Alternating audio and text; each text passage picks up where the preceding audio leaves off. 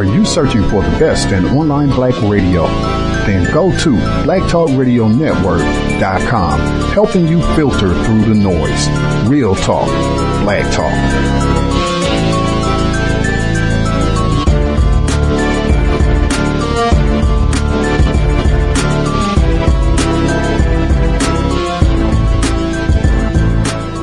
RacismDaily.com, your number one source for global news reports on race, racism, and overt actions of white supremacy.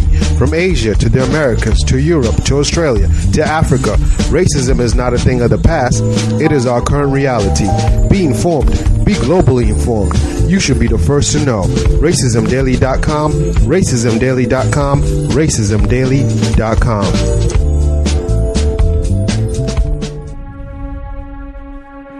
Is racism hurting you? On issues of race, are you unable to speak, think, and act with clarity and confidence? Are you tired of laughing when nothing is funny, smiling when you are not happy, agreeing when you really disagree?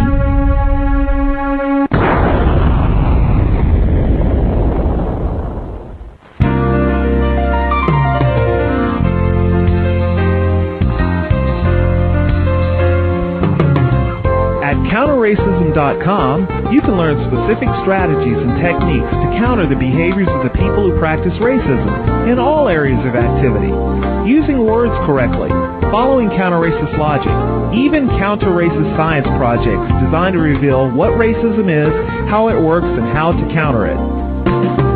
The open source code writing format allows you to pick and choose from a variety of counter-racist suggestions so you can produce the code that works for you.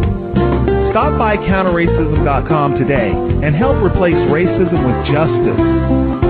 That's counter-racism.com.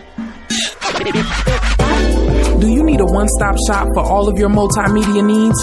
Triumphant Multimedia is a skilled team of professionals with a passion for great marketing and chic design. Our specialties include consulting, brand development, copywriting, and creative graphic design that's second to none. We also offer photography, photo retouching, videography, and video editing. At Triumphant Multimedia, our goal is to provide highly effective creative solutions built to suit any individual need or budget. Give us a call at 678-732-8067 or check us out online at trimultimedia.com.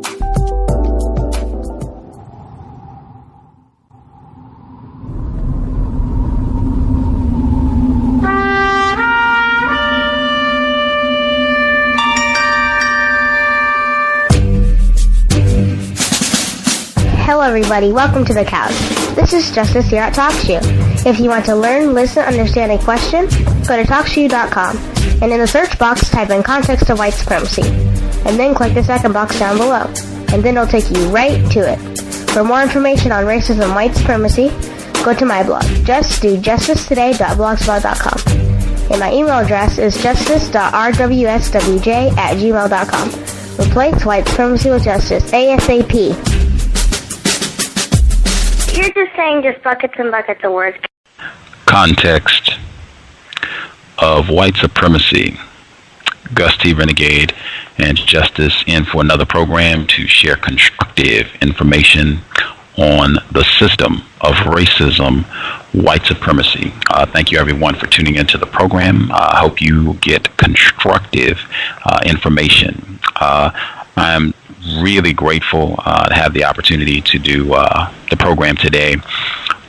Fortunate to have a guest on the program whose work had a huge influence on my understanding of racism, white supremacy, back when I was very confused about what's happening on the planet and who is to blame for what is happening on the planet. I think the first book that I read of his was Decolonizing the African Mind, and just fantastic reading. It's one of my top books all time. I would highly recommend it to any non-white people anywhere on the planet to help their understanding of white supremacy. Then read The Rest and the West and the rest of us.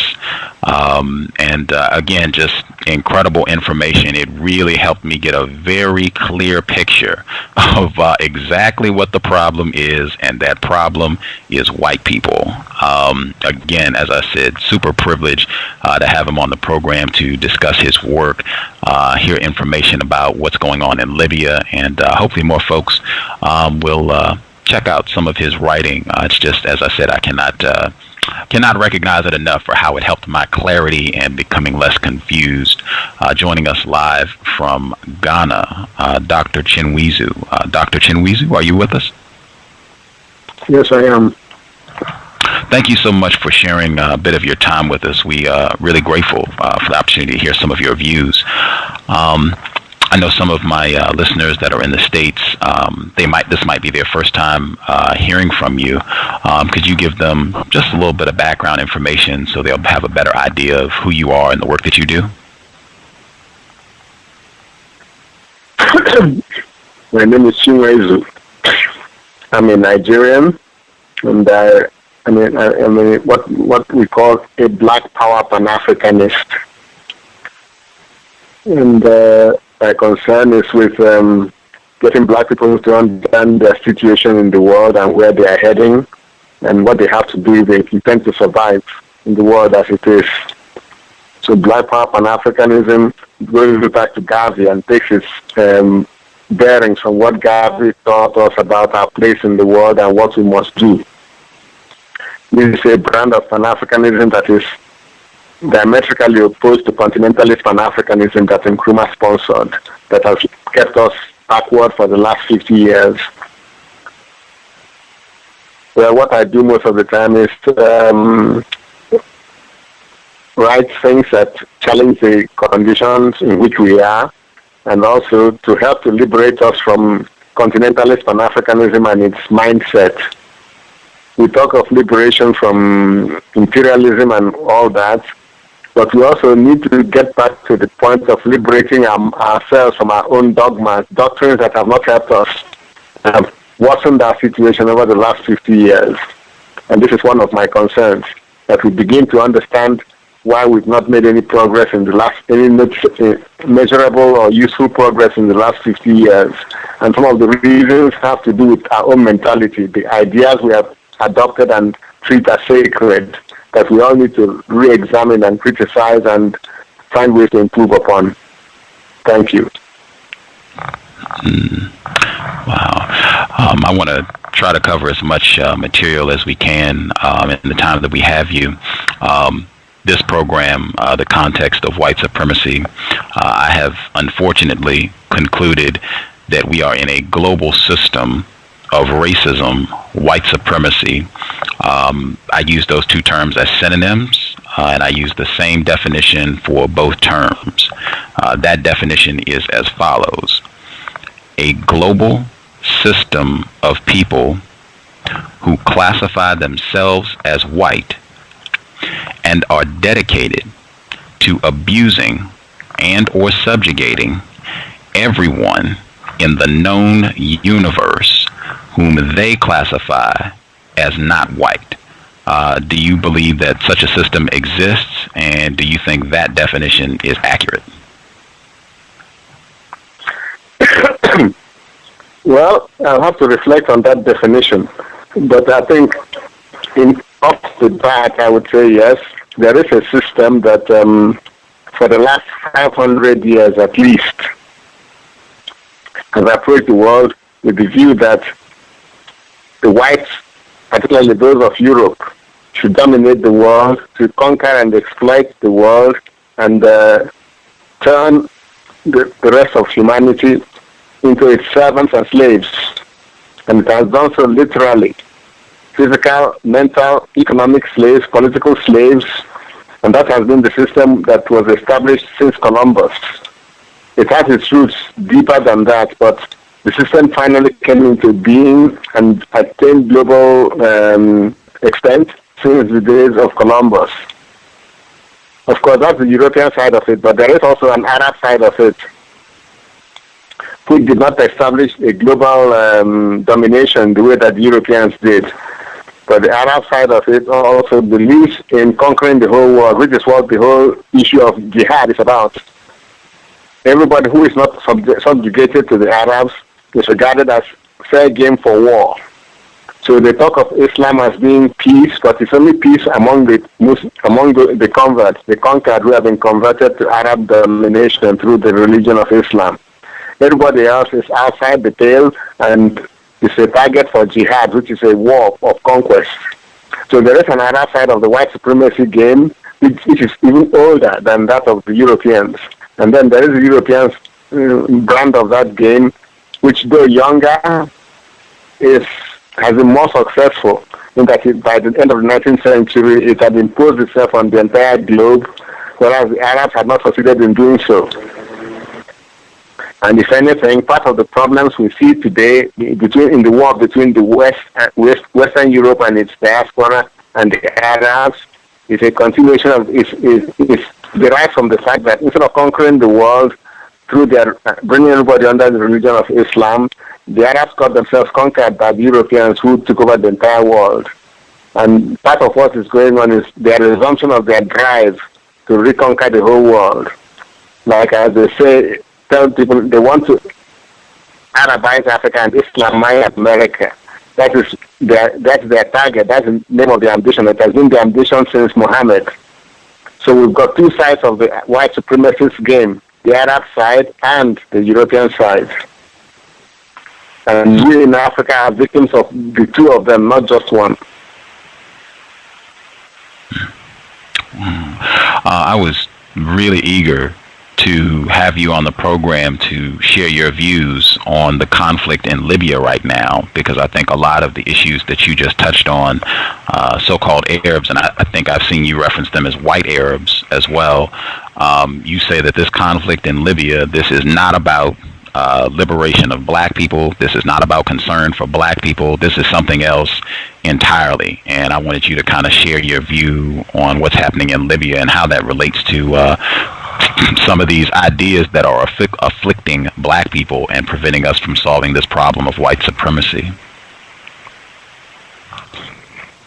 Well, the struggle in Libya is a war between the Europeans, Western Europe, organized under NATO, and the Arabs. The so-called Arab Spring is part of that general conflict. Libya is one particular battlefront in that war between the Europeans and the Arabs, and both are white peoples. We are not part of the Arabs. We, the black Africans, we are not part of the Arabs. They don't see us as part of themselves, and if our heads are correct, will not see us as part of the same team as the Arabs. The Arabs are colonialists and imperialists in Africa. From that part of Africa that they now occupy, they invaded and conquered, and they are white settlers from Algeria, from Morocco to Egypt. So when these two enemies of ours, two white peoples, the Arabs and the Europeans, who have invaded, enslaved, conquered, and exploited us for hundreds of years, are fighting a war between themselves, that's none of our business if we are sensible. Our two enemies are at war, and it's none of our business to join with either of them or to support either of them.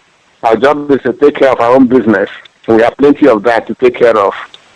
But unfortunately, a lot of our leaders and our intellectuals are confused about the basic issues of the world and our basic position in the world, and are busy supporting one side or the other.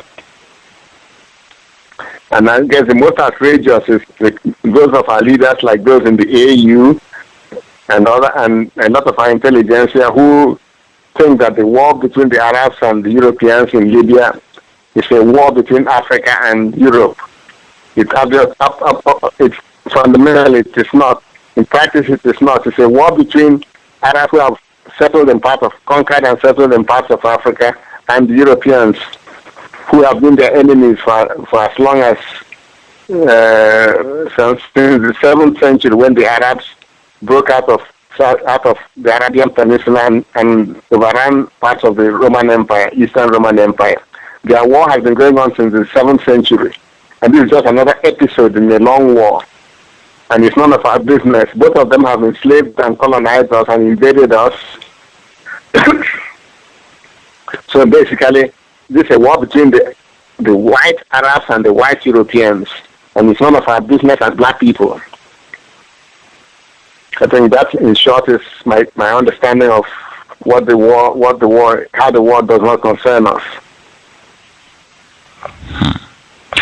I've heard a lot of black people who feel that, what's happening, the conflict in Libya right now, that this, represents concern for black people, that this is about liberating black people in the continent of Africa, and they see this related to their own problems with racism, white supremacy. How is it that so many black people, why do you think so many black people think that, what's happening in Libya, that this is about some concern for black people? Well, I think they're downright crazy or ignorant or both. For instance, I saw an interview by Cynthia McKinney where she claimed that Libya is in Africa and that the Libyans are black.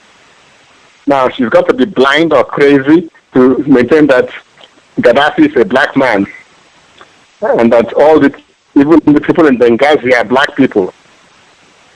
People who have their eyes open and have no confusion in their heads. When they watch these new television images, will see for themselves that these are not black people, these are white people. So I don't know where they get their confusion from, but I think they are the people that you should ask. Call in Cynthia McKinney and ask her, when did Gaddafi become a black man? Doesn't she have glasses? Can't she see? So we have to start asking our people basic elementary questions. When somebody gets up and says that a white man is a black man, we should either dismiss him outright or put him on the spot. Let him explain how he turns black into white or white into black. So I think they're all crazy and confused, and I don't know their motives. People speculate as to their motives, but I can only offer one clue. For the last 50 years, people have been taught that all of Africa is one, that all the Arab peoples are one. And the greatest criminal in disseminating that idea was Kwame Nkrumah with his continentalism. He went and married an Arab woman, and 6 months later called the Arabs to a conference of African states and told them that we are now one people. Now, I don't understand the historical basis for that kind of claim. And he never bothered to explain. He just made it an assertion and didn't bother to give his reasons. And when a doctrine has been promoted for 50 years, you'll find a lot of people believing it, just as all kinds of crazy ideas have been propagated. This continentalist Pan-Africanism is one of our deadly ideas that have been internalized by a lot of people, and they can't get around to getting rid of it or to even questioning it. So when you tell us that all the white people settled in Africa are Africans with us, then you're either in terms of history or deliberately for some motive of yours refusing to accept the facts of history. So I think part of the confusion was sowed by Nkrumah with his continentalist Pan-Africanism, which gave rise to the OAU, and from there to the AU, which the black states, the black countries, and the other white Arab countries in Africa are locked together as if they are one people with one interest and one history and one culture and whatever. So people who have been brought up on that idea for 50 years will find it difficult to face up to the reality that we are not one people with the Arabs, even if they are settled in Africa. That a python has come into your compound and taken up position in part of it, and it's raising its offspring there, doesn't make him part of your family. The Arab invaders have taken over 1/3 of our continent and have transferred a huge number, almost 2/3 of their population to Africa. That doesn't make them Africans. Just as all the blacks who have settled in Europe or live in Europe are not Europeans.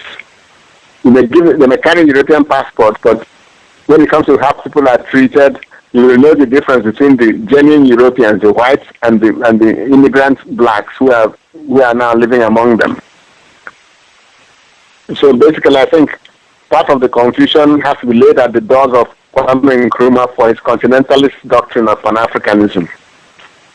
But even more important is, why haven't people for 50 years criticized and repudiated that doctrine? If something is obviously false, why do people cling to it for so long? Well, here we have to go into the psychology of black people and their hunger to be white. We see it every day. They bleach, they straighten their hair, they try to imitate white culture. As Amos Wilson says, they have a white self-ideal. In their heads, they want to be white people. They see themselves as white people. And if they can't be white people, they want to be near whites or be with them. So this integrationist mentality, I think it has a part to play in all this confusion. Because they want to be, they don't want to be accused of being racist of excluding the white colonialists and settlers in Africa from anything they do in Africa. So they're eager to include any white person in their organizations and in their concept of who the African is. So they bring, if Gaddafi or if the Arabs, the white Arabs are available, even if they're not available, they try to drag them into our organizations and into our meetings and classify them as the same people as us.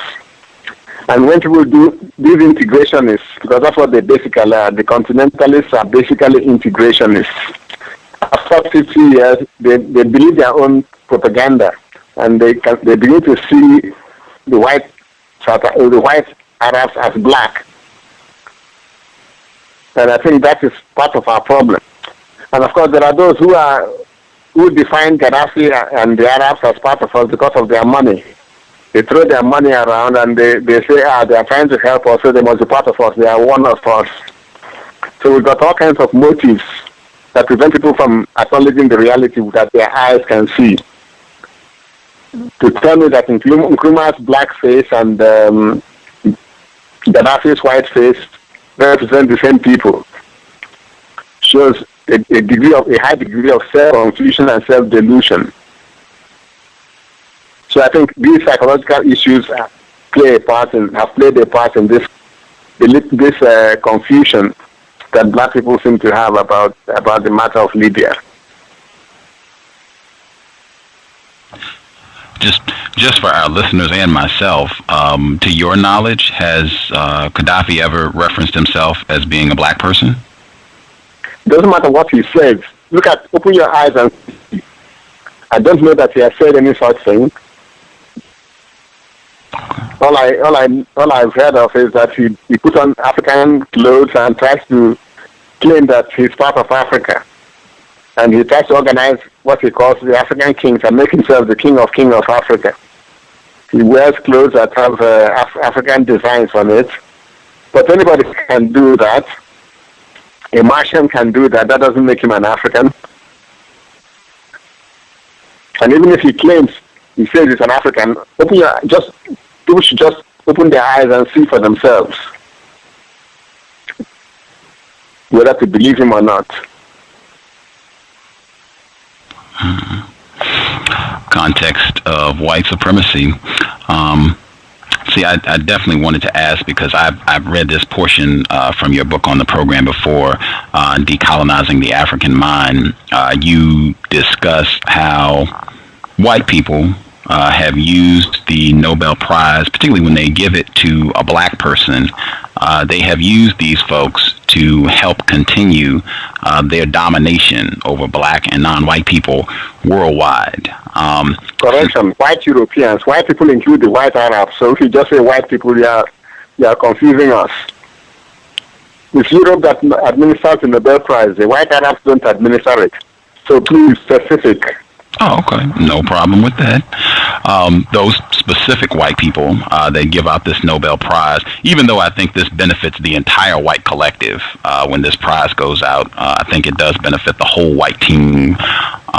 But you talked about specifically, I think Dr. Martin Luther King Jr., Ralph Bunche, some of the other folks who've won this prize, black people who've won this prize, and how this has just been used to refine white domination.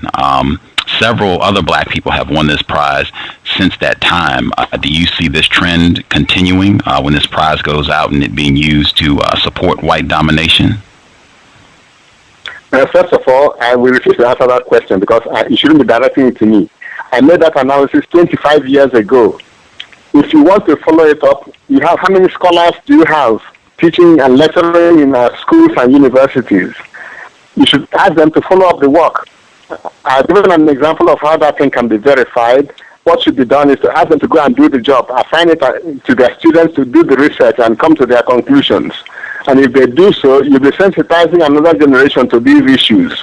You can't come back to me 25 years later and ask me whether it has been continued. I've moved on to other issues. So I suggest you call some of those people onto your program and assign them to go and get their students to research the matter. That's how groups develop their knowledge and develop their researchers and thinkers. So don't go back to the same people all the time with the same old question that they've dealt with before. So that's my suggestion to you. I've not been following all the recipients. And it's no longer my interest. I'm not interested in that. There are other bigger issues in the world than the Nobel Prize. So please, if you think you want to find out whether they've continued, get some younger people to go and look into the matter and come up with their conclusions. Help thereby to educate them. All right? Understood. See, I wanted to check to see Justice. I believe she's on the line with us as well. Did you have any other questions that you would like to ask Dr. Chinweizu? If so, I believe your line is open. Go right ahead.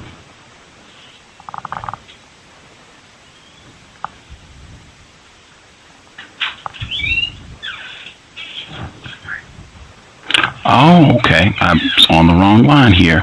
I will double check, make sure I have her correctly. Okay, I think I have your line. If you have some questions you would like to ask Dr. Chinweizu, please go right ahead. Can I be heard now?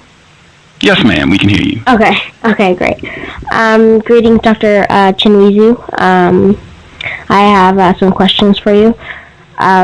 Is there such a thing as a non-white Arab? If so, can you name a few? Well, the classification of Arabs, once the Arabs came into Africa and into contact with black Africans, they've interbred with black Africans and produced what they recognize as black Arabs and treat as second-class Arabs. People like the Arabs in Sudan, most of the people who call themselves Arabs in Sudan are mixed race people with part Arab and part black African.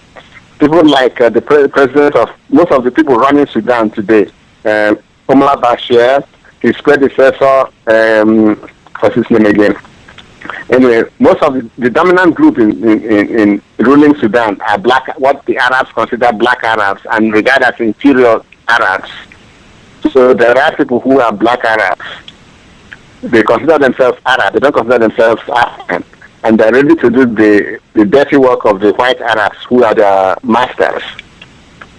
So there are such people who are black Arabs, and they are part of the confusion. They use them to create confusion among us.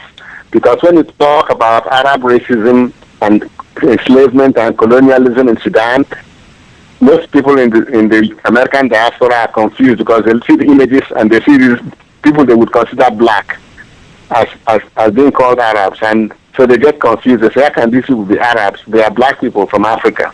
But they are not. They are black people and they are from Africa, but they are half-caste Arabs. And they identify with the Arabs and are willing to do even more terrible things to other blacks, to other black Africans, so as to please their white Arab masters. Does that help you?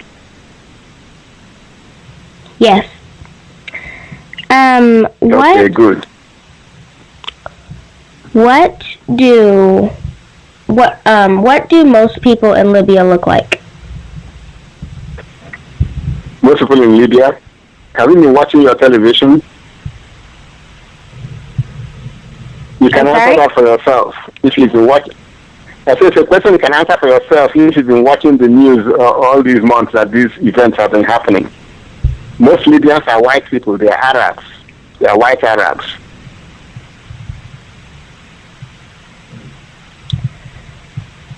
There are some black Arabs among them. I'm sorry, go ahead. No, I finished what you said. Go on with your question. How do the black people in Libya function in relation to white people? Well, from what I gather, they are second-class citizens. Some people claim that there are a few high-placed blacks in the Libyan government under Gaddafi. That may be true or not true, but like all the people in North Africa that they overran, the blacks among them identify themselves as Arabs, but they are not given equal rights. They are second-class citizens. In fact, there was, back in the 1960s, there was or 70s, I forget now exactly, but it's in my book, Decolonizing the African Mind. There was a Zimbabwean who traveled by road through North Africa. And part of his encounter with the blacks there was that one of them, a school teacher, told him he was white. And he laughed at the fellow and said, "Come on, how can you consider yourself white? Look at your skin color." And the man said, "Well, that's the way he was brought up. He was brought up to see himself as white." And so we have this deep confusion in the minds of the black who are in Libya, the black Libyans. There are some, but they are not the dominant group in Libya.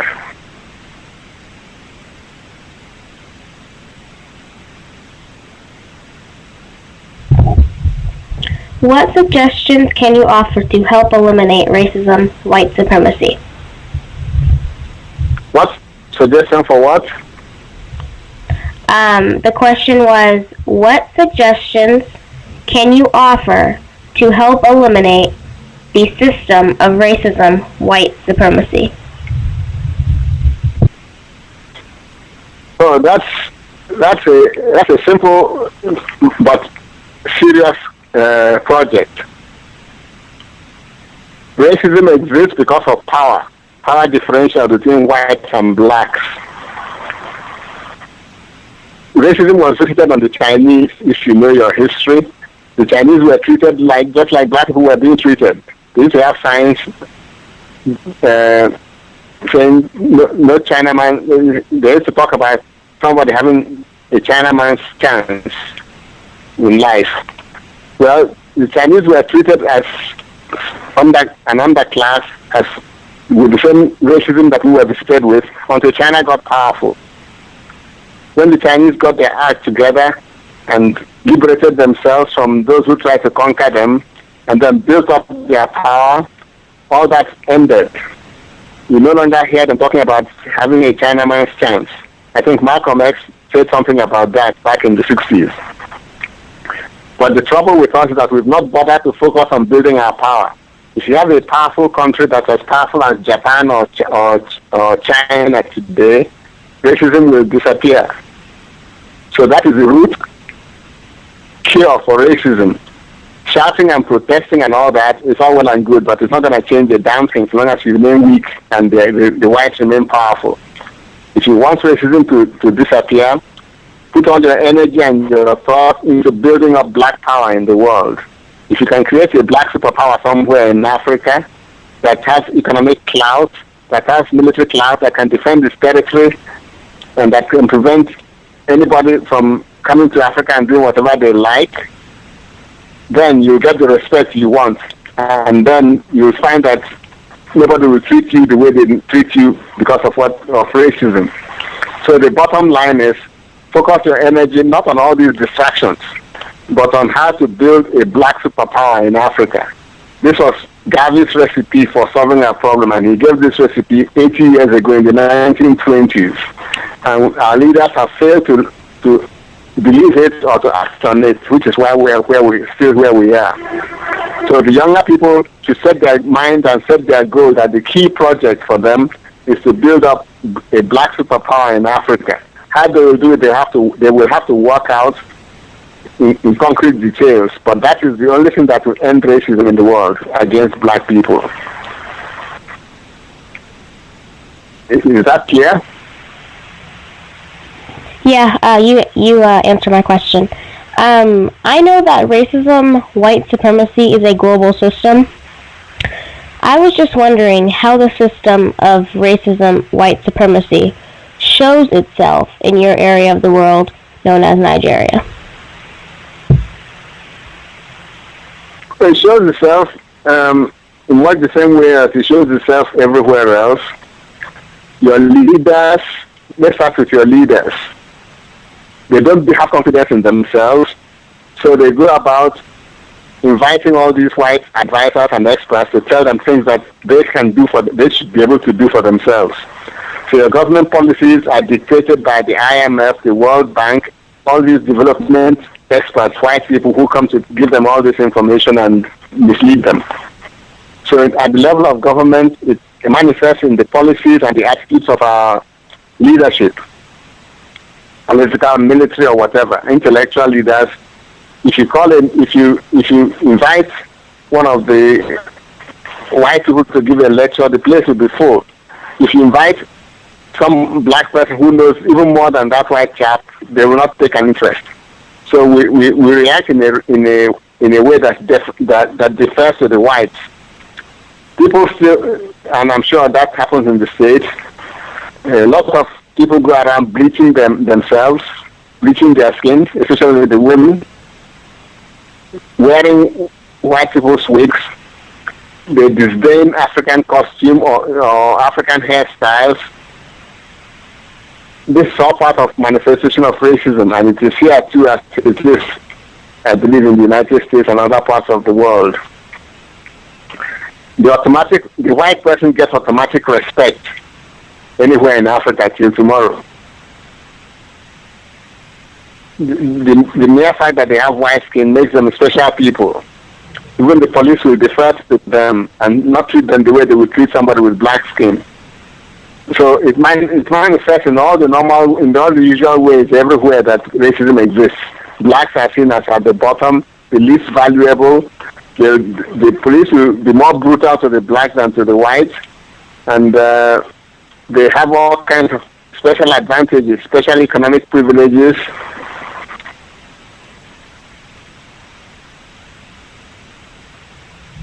I don't know if that helps you get a picture of how it operates here in our own behavior.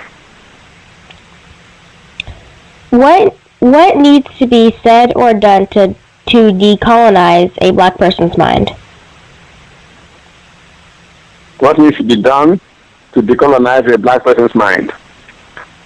Well, we've got to start. And what? I'll repeat the question.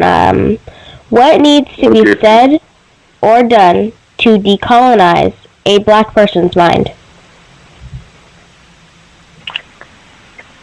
I'll take it in two approaches. First, start with the children. If you train the children from the day they are born to have respect for themselves, to be loyal to the black race, you will have a better chance of them not becoming to decolonize their minds, because you will Africanize their minds from day one. And that is easier than trying to decolonize the mind of somebody who is 25 or 30 or older. So looking towards the future, what we have to find out is what kinds of stories, what kinds of teachings must we give to the babies right from the day they are born. Things like giving them white dolls, which was what Gaddafi was preaching against back in the 1920s. Showing, and all these images that glorify whites, whether they're on TV or in songs or in plays or movies. We have to insulate our children from these things, because by the time they are 3 or 4, they already see whites as special and privileged and to be obeyed or deferred to. So to prevent the colonization of the mind is a more serious task, and we have to start with the babies from the day they are born. For the older people, it's a large propaganda campaign and educational project to get them to unlearn all the things they have learned in growing up. So you have to give them the right kinds of books, get them to read, get them to interpret what they read from our own point, from the Afrocentric point of view, get to teach them things about the history of black people so that they don't go around with the notion that black people have never done anything significant in the world, because that is part of the propaganda that makes people defer to whites. Teach them what black people have done down through history and why they have failed in the last 2,000 years. You have to also explain that to them as to the reasons why they allowed themselves to be defeated time and time again for the last 2,000 years. And one of the most important things you need to get people to understand is that because there's a fallacious notion that blacks have never contributed anything to civilization. So you have to give them information as to what blacks have done or down through history, from the time of ancient Egypt till today, particularly about black scientists and inventors. Because part of the mentality falsehood is that blacks have never invented anything, have not contributed anything significant that anybody should respect. If you get around and show them what they did in ancient Egypt, how they founded civilization, how they created the sciences and taught them to the Greeks, and how they invented a religion that became the prototype for Christianity and Islam, and all the things that these religions took from Egyptian religion. The more people understand these things, these achievements of black societies, not just of black individuals, the more they'll have the self-confidence to resist claims that they're an inferior people. So I think that is what we have to do. Great educational task to decolonize the minds of adults, and an even more important educational task to Africanize the minds of your babies and teach them loyalty to the black race. There's a lot that's going on around them that teaches them disloyalty to the black race, and you have to start very early to teach them that they need to be loyal to the black race. So I think those are the two major tasks for those who want a change in our own mentality. Thank you very much. Okay, you're most welcome. Yeah, thank you very much, and back to you guys. Context of white supremacy. When you opened the book to the West and the rest of us, you had what I thought, and I still think, incredibly profound passage on how white people treat their dogs better than they treat black people. And you, in fact, mailed me a photograph to kind of drive that point home earlier today. Can you share some of that with our audience? Well, at the time I was writing The West and the Rest of Us in the early 70s, I was referring specifically to things like the restaurant they had in New York, where the rich take their dogs to dine on food that most people can't afford in the world, and certainly most black people couldn't afford. Well, the picture I sent you is a picture from New Orleans during when they were evacuating people from New Orleans when Katrina hit. And the picture has two components. One is an open truck in which they crowded all kinds of black people and trying to evacuate them. And the other one was a brand new Greyhound bus with air conditioning, in which they passed stray dogs from an animal hospital to evacuate them. So you can see how the black victims of Katrina were being evacuated and how the dogs were being evacuated. And that can tell you the difference between the way they treat their dogs and the way they treat black people. People who used to take their animals to the restaurants were doing so in an individual capacity. The picture I sent you is a matter of state officials carrying out evacuation procedures and carrying out the same mentality and using the same mentality of, well, first-class treatment for the dogs and third-class treatment for blacks. So the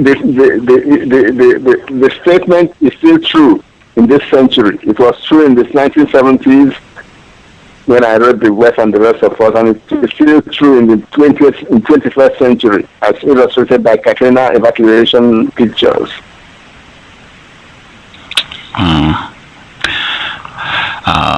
I unfortunately agree.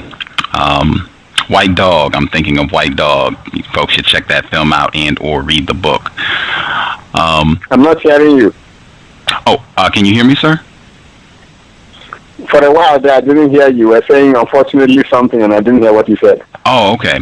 I said, unfortunately, I agree with you, sir, and that it reminded me of a book and a film titled White Dog that is, it illustrates exactly what you're saying, unfortunately. I read one of your essays, and I thought this was really important. I was hoping you could elaborate on this statement. You wrote, "War is a deadly serious business, not an affair for visionaries. What we, the black race, sorely need and have long lacked are practical, down-to-earth, realistic, and sober generals and leaders. And we are at war. Economic, military, political, ideological, cultural, intellectual, etc., and have been for 2 or more millennia, and have been losing non-stop all that time. Is this and I was hoping you could elaborate on that, and if you think that's an accurate assessment." It's not an accurate assessment, but there are so many things in that passage you're quoting. I guess particularly the last sentence, that we've been losing nonstop. Black people specifically, we've been losing nonstop in this war with white people. Well, I think it's an accurate assessment down till tomorrow. If you read Chancellor Williams' book on the destruction of black civilization, it becomes clear that we've been losing this war for 6,000 years, and we haven't stopped losing. Even some of our so-called victories turn out to be defeats. And I'll give you an example. Our so-called independence movement did not achieve what they set out to achieve, or what they now claim they achieved. They never achieved independence. So we claimed we were victorious, but in actual fact we were not. By the time the white boys gave you your so-called independence, he had changed the game. And you ended up being not independent, but being self-governing in your prison cells. It was as if we wanted to make a jailbreak and dug a tunnel and started going out, but in the meantime, the jailer had built a new perimeter wall so that when we came up, we were still within the confines of the new prison. So that's what happened with our independence movement. And even though we think we succeeded, we failed. We lost that battle. And the most poignant example of that is the case of South Africa under Mandela. Everybody celebrates Mandela as being victorious in overthrowing apartheid, but in reality he didn't. What he did was substitute black managers of the apartheid state for the white managers. And part of the reason why that is, one way to understand that is that all the economic objectives of the anti-apartheid movement have not been fulfilled. None of them has been fulfilled. The land is still with the whites. The economy is still with the whites. The standard of living of the blacks has not improved. A few blacks have gotten money and position, but most blacks have not. People who at the initial flurry after 1994, they built houses for people and connected electricity and telephone lines, but a few months later they disconnected them. So even though we celebrated their so-called victory, it turned out to have been an empty victory. They didn't win. They won office, but they didn't win power. By the time the white boy handed the offices of state to them, the parliament and the state house and all that, they had put in a new arrangement whereby they couldn't do what they set out, what they promised the electorate when they were doing the elections in 1994. And there's a very good book, a book which contains a very good description of what happened, how they lost the anti-apartheid war, even though they appear to have been victorious. It's a book by Naomi Klein called The Shock Doctrine, and its chapter 10 is devoted to South Africa and what happened to the so-called liberation movement and why it was a failure, masquerading as a victory. And anyway, even without those details, we should get suspicious if your general says he has defeated the enemy and the enemy are celebrating him and making him a hero and a saint. It should force you to ask, did he really defeat them? Why would they be celebrating their defeat and calling him a hero and giving him all kinds of accolades? That's not how defeated people behave towards those who defeated them. So that should have gotten us suspicious right from the start. But luckily for us, people have investigated the actual victory, and the evidence is quite clear as to how and why they lost, and why they refused to acknowledge that they lost the game. So basically, we are still a people who have been losing for 6,000 years. And even our latest triumph was not a victory. So I think on that basis we can say that it's still an accurate assessment of the situation today, that we've been losing this war non-stop for thousands of years. And even our supposed victories have not been actual victories. At least they have not been as victorious as they claim to be. Is there any other thing you want me to comment on that passage you quoted? Let's see. I guess specifically because this rings a bell with me in terms of needing practical, down-to-earth, realistic, and sober generals and leaders. I feel that is incredibly important, and I guess if you could comment on why we had, that seems so basic. Why do you think we have lacked these kind of obvious fundamentals in terms of building a structure to combat the system of white supremacy? Okay, I'll give that a go. Well, first of all, we like to talk about visions and visionaries. Now, me, I don't trust visions and visionaries. You don't know where they get their visions from. If you want visions, some of the easiest ways is go and smoke pot or LSD or mescaline, and you get visions, plenty of visions. Some get their visions from hunger, some get their visions from God or claim to get it from God. But me, I like to point out the anecdote about two inmates of an insane asylum. One had his vision and declared that God told him he was Napoleon. And the guy in the next bunk said, but I did not. So they got their visions from God knows where and claimed that God told them.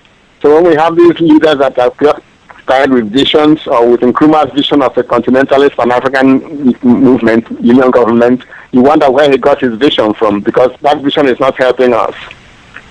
So what we need are not visionaries, though we keep clamoring for visionaries. We want people who are sensible and down to earth and face up to the fact that war is a continuation of politics. Or the Chinese say, war is politics with bleeding. Politics is war without bleeding. And in war, you have to be very sober and realistic about your strength, the strength of your enemy, the position of the terrain, and all the factors that come into play in the war. You can't tolerate wishful thinking. And with our visionaries, we have a lot of wishful thinking. And so we have to avoid that kind of leadership and population. We have to start creating in our population a distaste for all these visionaries who go around screaming that they've seen some vision. All these insistence on going to diviners. So many of our leaders go to diviners to find out what to do. And diviners have no special insight into reality. If you want to look at what's happening, you have to look at all the factors, concrete factors in the real life, and then do your serious thinking and analysis. A diviner is just a con man of some kind. And these are the type of people that our leaders go to and come up with all kinds of funny ideas and then try to impose them on us. So what I mean by all that is that we have to change our attitudes to the world, take a more scientific approach to things, and make sure our leaders do the same. So they don't wake up from a confused dream and try to implement policy based on what they saw in the dream. And we have to hold them accountable. And whatever they do, we must criticize them and evaluate them realistically. So that's the only way we can begin to handle our situation seriously. So that's the only elaboration I think I can offer at this point. Okay. We have, I think, 5 minutes left in the hour. I was hoping I could check the phone lines to see if anyone listening, if they had a quick question for you, if that's acceptable. Dr. Chinweizu? I didn't hear you. What did you say? Can you hear me now, sir? I can hear you now, yeah. Okay. I said we have a few minutes left in the hour, and I wanted to check the phone lines to see if anyone had a question for you before you exit. Okay, fine. Do that. Okay. Let's see. The person that called in from California and person that called in from D.C., did either of you two have a question? This is D.C. I have a question. In terms of the nation called Ethiopia, and Eritrea broke off from Ethiopia through civil wars. In terms of how they dealt with colonization and white supremacy racism, many of the Ethiopians that I've met or encountered, they will say, well, they defeated being colonized. So what do you know about how they went about doing that in general, how they managed to defeat the British in terms of colonization? Thank you. How they managed to defeat what? Colonization. Well, that was back in the 19th century, if I remember correctly, when the Europeans were doing what they invading Africa and conquering bits and pieces. The Italians tried to conquer Ethiopia, but the king of Ethiopia at the time, Menelik, did what he had to do. He reorganized his army, reorganized his society, imported the right kind of weaponry, and used that to defeat the Italian army. Most of our other leaders did not do it that way, and so they lost and got conquered and colonized. So basically, they had a leadership that knew that it had to fight a war and win, and whatever it had to do to win, it did it. So whatever weaponry it had to find, it went and found it. However it had to reorganize its armed forces, it did so. And that was why it was able to defeat the Italian invasion of Ethiopia in the late 19th century. That is the standard recipe. Whenever you have an invader, you have to make up your mind, do you want victory or you want defeat? And then you plan accordingly and organize yourself accordingly to defeat the enemy. And there's no two ways about it. You can't do it by going to pray to God. That doesn't help you. God will not come down to fight on your side if you are weak. God always manages to be on the side of the stronger group, the stronger army. So if you want God to be on your side, do your own share of the work. Get sensible leaders who will organize the people and their armies in such a way and command the armies in a way that will bring victory. Then God will be on your side.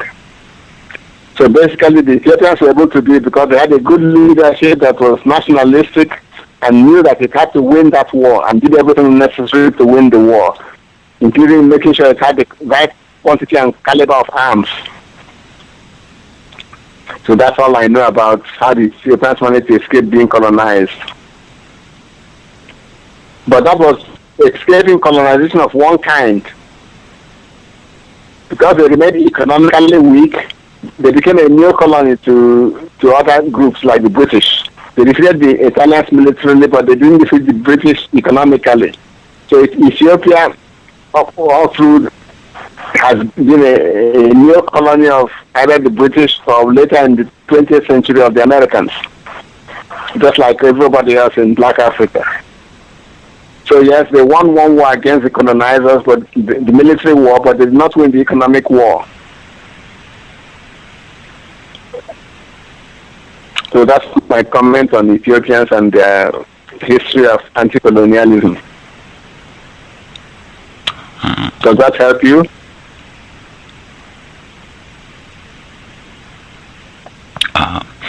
Caller in. Yes, sir. Thank you very much. You're most welcome.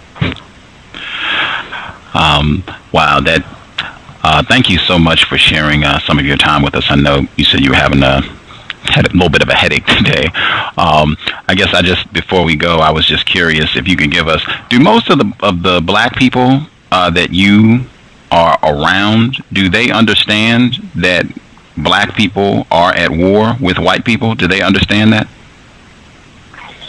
No, most people don't understand that. In fact, if you tell them that they have enemies in the world, they look at you with surprise. They don't, because nobody has taught them their colonial history. Nobody has taught them the way the world is structured and the way it operates.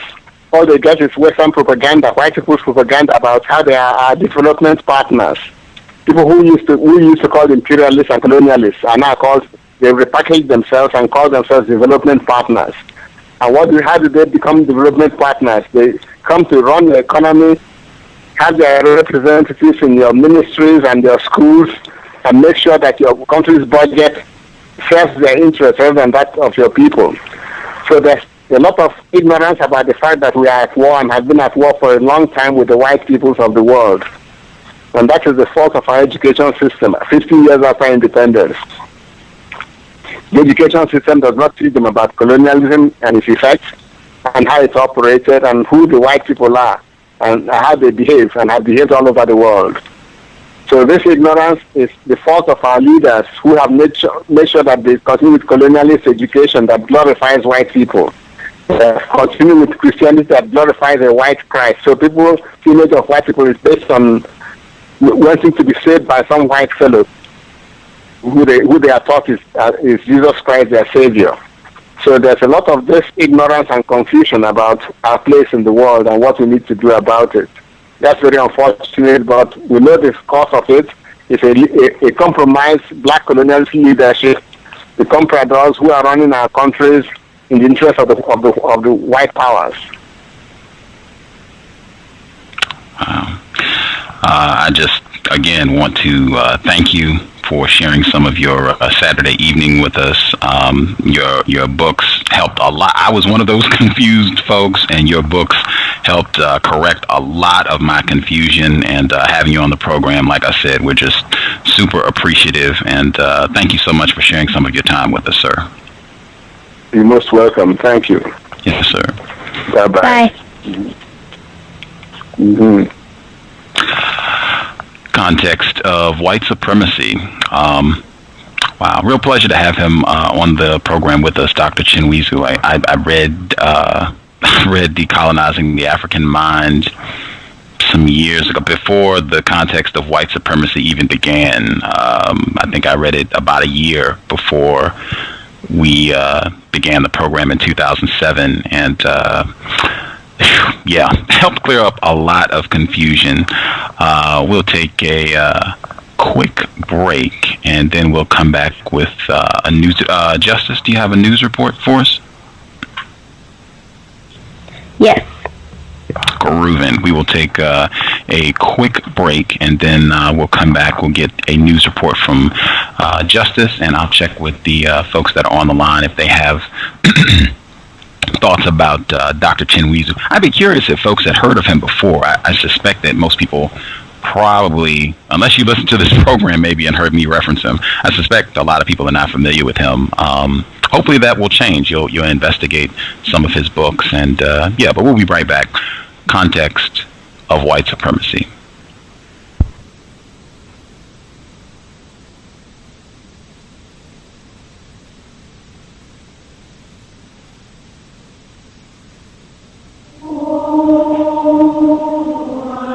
Wish I was in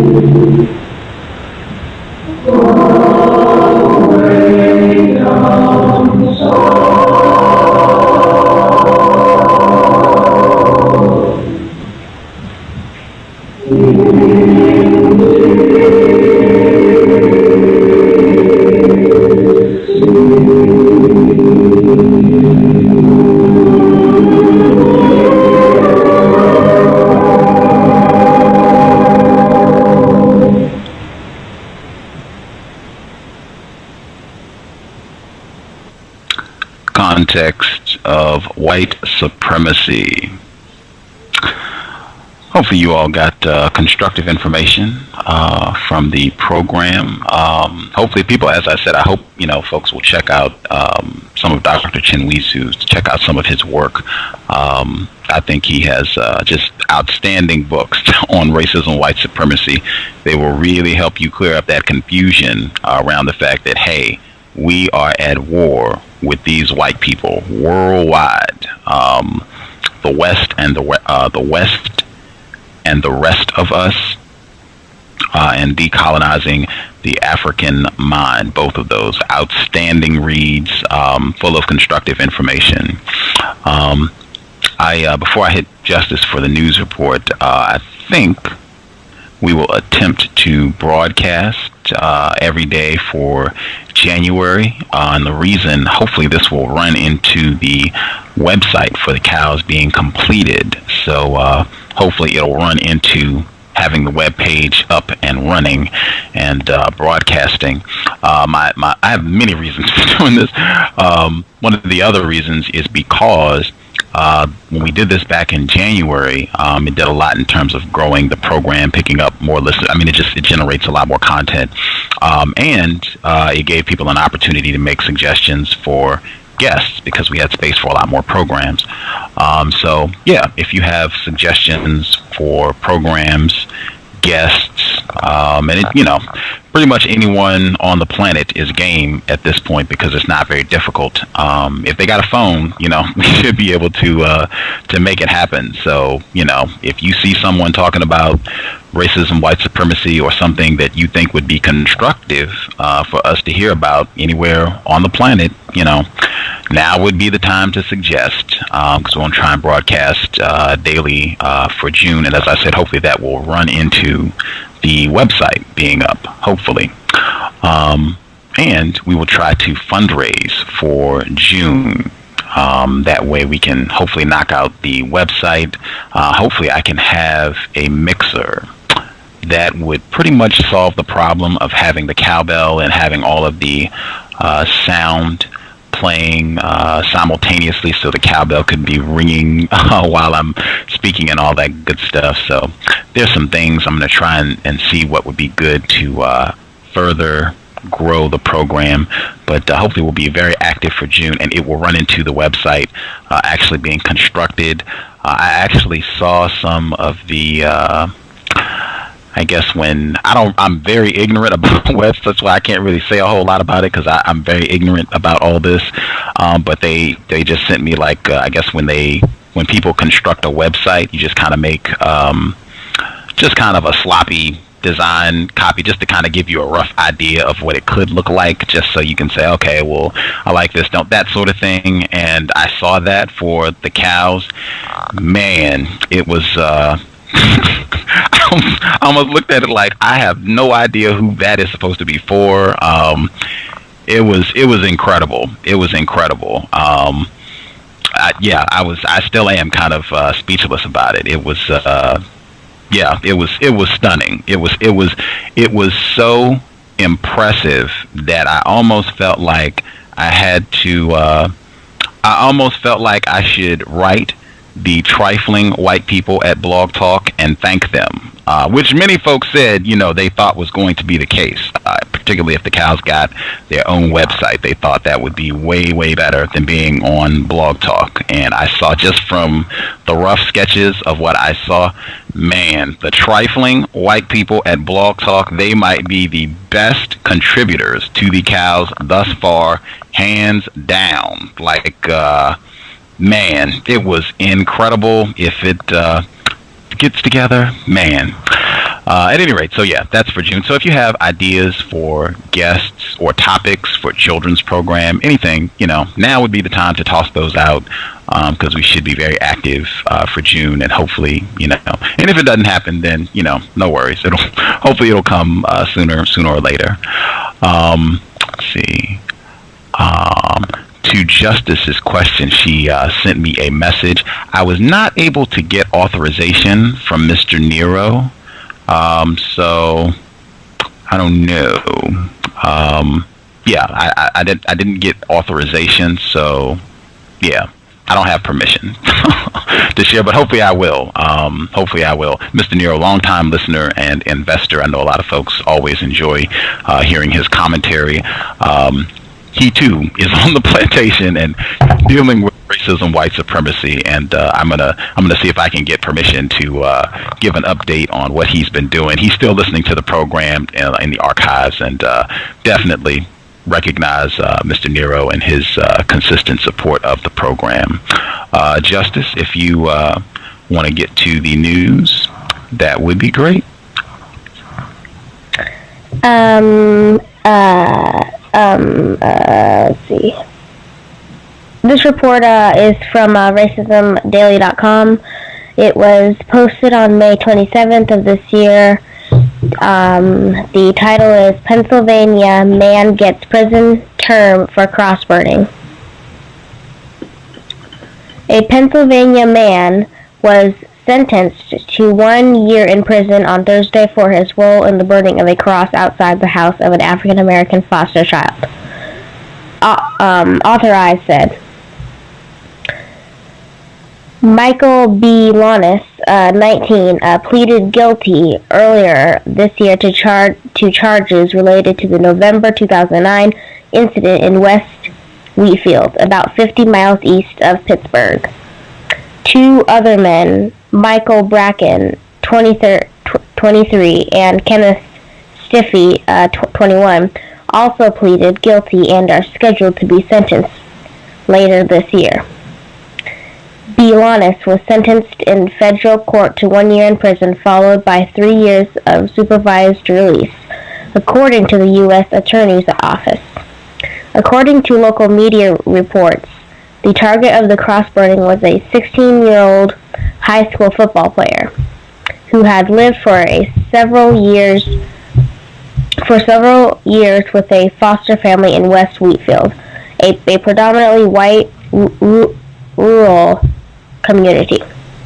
Cross-burning was a tactic of intimidation used by the Ku Klux Klan for decades in the United States. Bielanis pleaded guilty to one charge of conspiracy to interfere with the housing rights of another, which carries a maximum of 10 years in prison.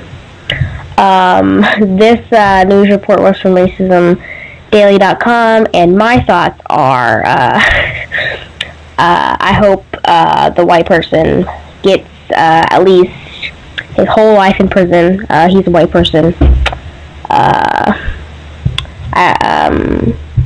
I hope his whole life will be in prison. Not even 10 years or a year, just his whole life.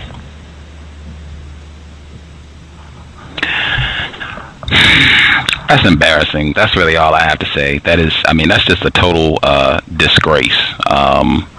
It's a total disgrace. To even have to comment on that is a disgrace. The one thing I will say, the strongest religion on the planet is the religion of white supremacy. Those crosses and all that, you might think those are the accoutrements of Christianity. Do not be fooled. That is the religion of white supremacy. That's my kind, and that's a total disgrace. Total disgrace. Total disgrace. I agree. What's so constructive about burning crosses in people's faces, you know?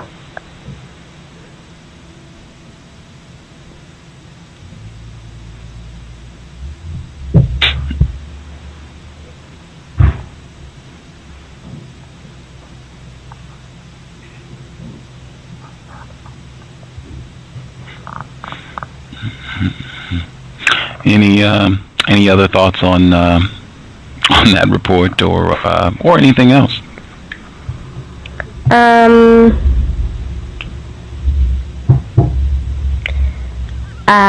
Nope. Mm-mm. Groovin'. Before I hit the phone lines, I will say I think from this point forward, at least on this program, anytime I hear IMF, that will be a cowbell ring. From now on, that will be a cowbell ring. So that'll just be instituted once I get that mixer. I think that will clear up the audio, so we'll be back to having the sound effects, live time, and we can do it, as people are speaking on the phone. But yeah, from this moment forward, and I'm probably a few days late on that. Maybe it should have been that way from the very beginning, but at least since Dominic Strauss-Kahn. From this point forward, IMF will be a cowbell on this program. What's IMF? International Monetary Fund. I think I got that correctly. I'll double check to make sure I got my acronyms correct. Those are important. Using code. For sure. Yes, International Monetary Fund. International Monetary Fund. That would be interesting study in white supremacy. I suspect if you ever see a photograph of the people who are in charge of the International Monetary Fund, I suspect it would be all white folks. One of them used to be Dominic Strauss-Kahn, cowbell ring. Maybe we should do a program about them at some point. That would probably be very constructive. We'll file that away. Maybe we can do that for June. International Monetary Fund. I'm sure that would yield a lot of. I think there's a lot of confusion about these types of organizations. The IMF, Homeland Security. Might be good to do some programs on that within the context, the understanding of white supremacy. Let's see, IMF. Okay, so I got that. I will say, and I think this is important. This program, it reminded me of when Dr. Layla Africa was on the program back February of 2011 this year. It reminded me because I remember Justice said that I don't know, she felt like he wasn't interested in chatting something in the ball. Do you recall this, Justice?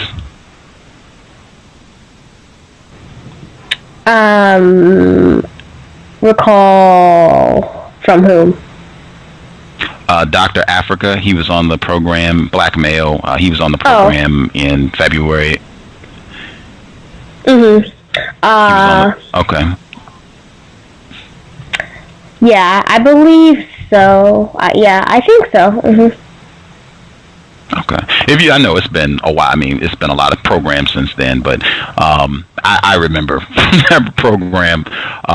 You and some other people thought, he sounded as though he wasn't as interested or what have you, which may have been the case, but I thought he just had a lot of constructive information, and I have a lot of, regard for his work. I think it has helped a lot of people become less confused about racism, white supremacy, and I felt like that on the program today a little bit. But he did say from the very beginning that he had a mild headache, so I definitely think that should be that's important. He was going to be on for the full 2 hours and said he would prefer to just do an hour at the most because he had a pretty bad headache. So he was a soldier today, because man, I have had headaches, and I cannot imagine being asked questions by other confused victims while I have a headache.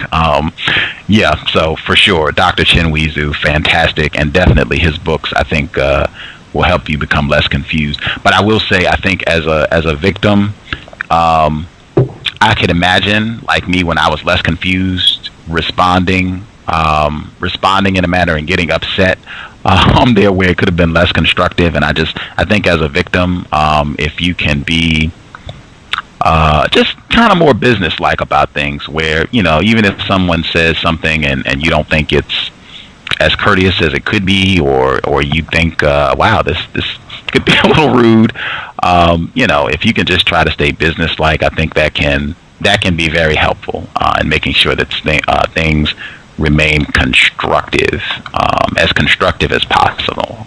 Just try to keep it business. Like, you might have to, you might have to endure something that you view as a slight, or somebody saying something that you don't think is as courteous as it could be. But, as long as things are constructive and it's not out of hand, try not to worry about that too much, if you can. That said, I will check the line, see if folks have any comments on today's broadcast. I'm particularly interested about his thoughts on Libya and Gaddafi not being a black person. I've heard a lot of people who seem to think, that this conflict is related to, black people. This has something to do with black people. This is black people trying to get things together and being less confused. I knew he was going to say that, but I was kind of surprised when I read that, because I don't really hear people saying that, or I hadn't heard anyone else saying, Gaddafi is not a black person. These are not black people. This has, this is in no way at all concerned with liberation of black people. I'm curious to hear around that issue specifically. I'll go, folks I haven't got to yet. Rise Hey Rue and just Non-Mighty Wick. Your lines are open. I'll just open all. I don't feel like. If you called in, your line is open. You can let me know. If you are not interested in talking, I can mute your line. So if you called in, your line is open. If you are not interested in talking, please let me know and I will mute your line. Can I be heard? Yes, sir. Yes, this is Cleveland. I was one. I do have something to share, but it's not on topic of the program, so I'll just let it roll a little longer. But I'll just wait. Okay, I will make sure that I save time for you to get your comment in. This is not going to take up the whole time on the program. So yeah. Okay. Sure. Thank you. Yes, sir. I like that. I just want to say that is great code. I like that. I had been meaning to say that. I think just in terms of codifying language and communication, staying on topic is very important. In fact, Mr. Fuller told me that is one of the key things when he goes back to listen to programs. He tries to make sure that he stayed on topic. I think that is very important. If someone has thrown out a particular question or format, very important to stay on topic and not deviate from that. So I just wanted to throw that. That is very important, staying on topic. Not that I always do that, not that it always happens here, but we should try to stay on topic. Thank you. So did folks have thoughts, the other people that are on the line, thoughts or questions around what Dr. Chinweizu shared around Libya, Gaddafi? He's not a black person.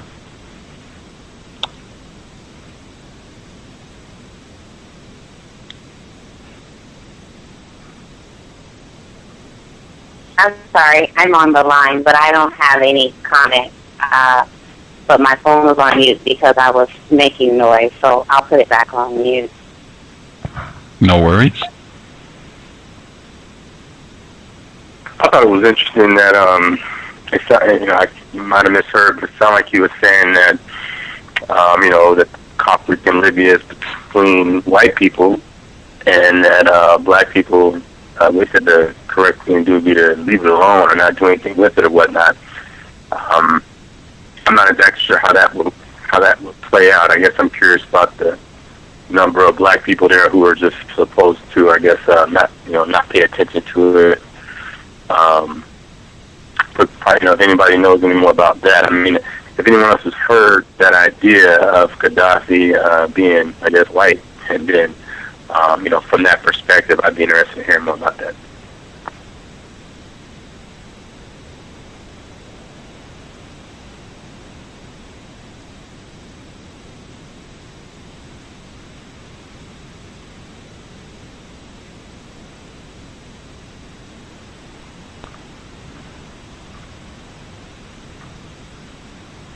Wow. Had anybody heard that perspective before?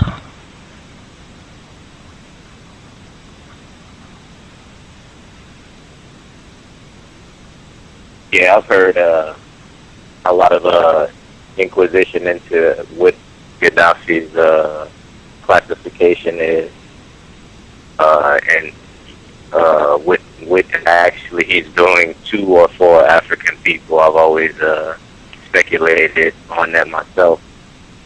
Never really got a lot of clarity. I don't try to, keep up with that type of news, but yeah, I always wondered that myself, what his intentions are, because I think it's just, codification to question whatever information they're giving you on these news sources.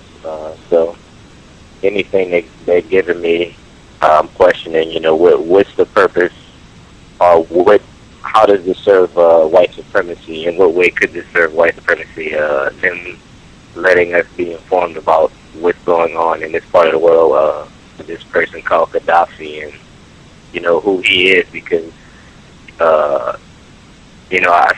think the media does a pretty good job of dictating what we think and how we think about things and non-white people. So. I don't know. I wanted to throw this out there, and I'll open up line 68. Would it be more accurate to say that, as opposed to the media, that white people do a pretty good job of controlling how we think about things? Absolutely. Okay. Thanks for that correction.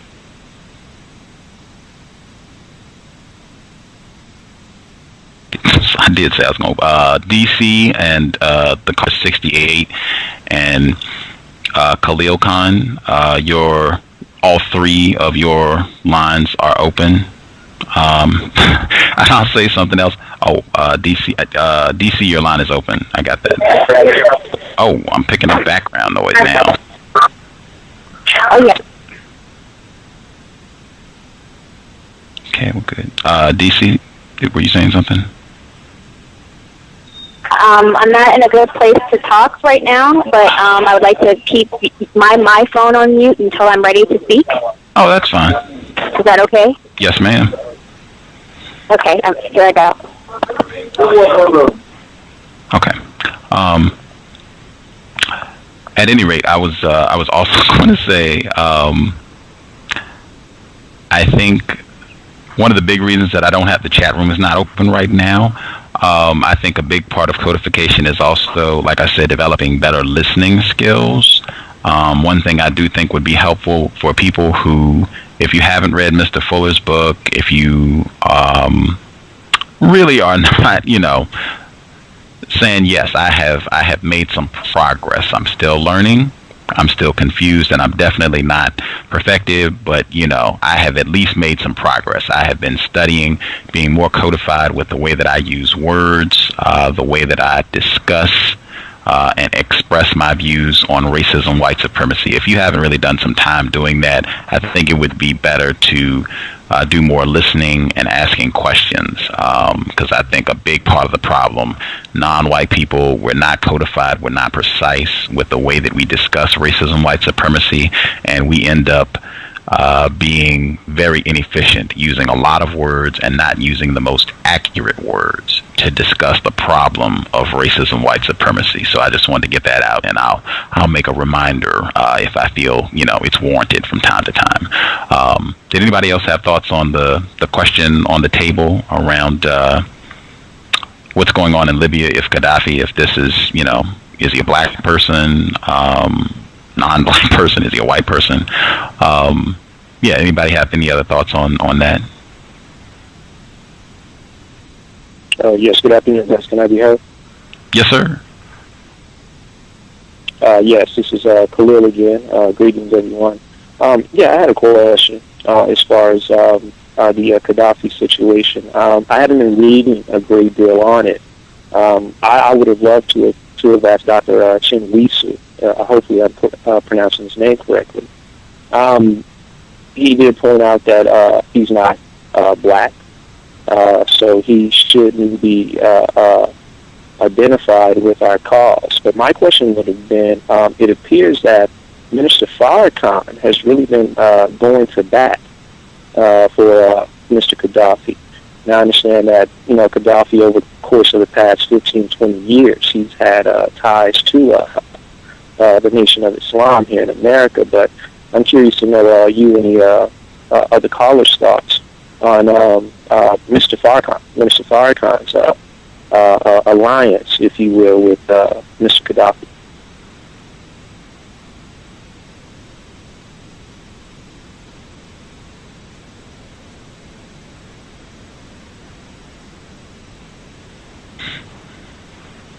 Yeah, I don't really know enough about it to comment on it sufficiently. Okay. Anyone else? Somewhat familiar with that?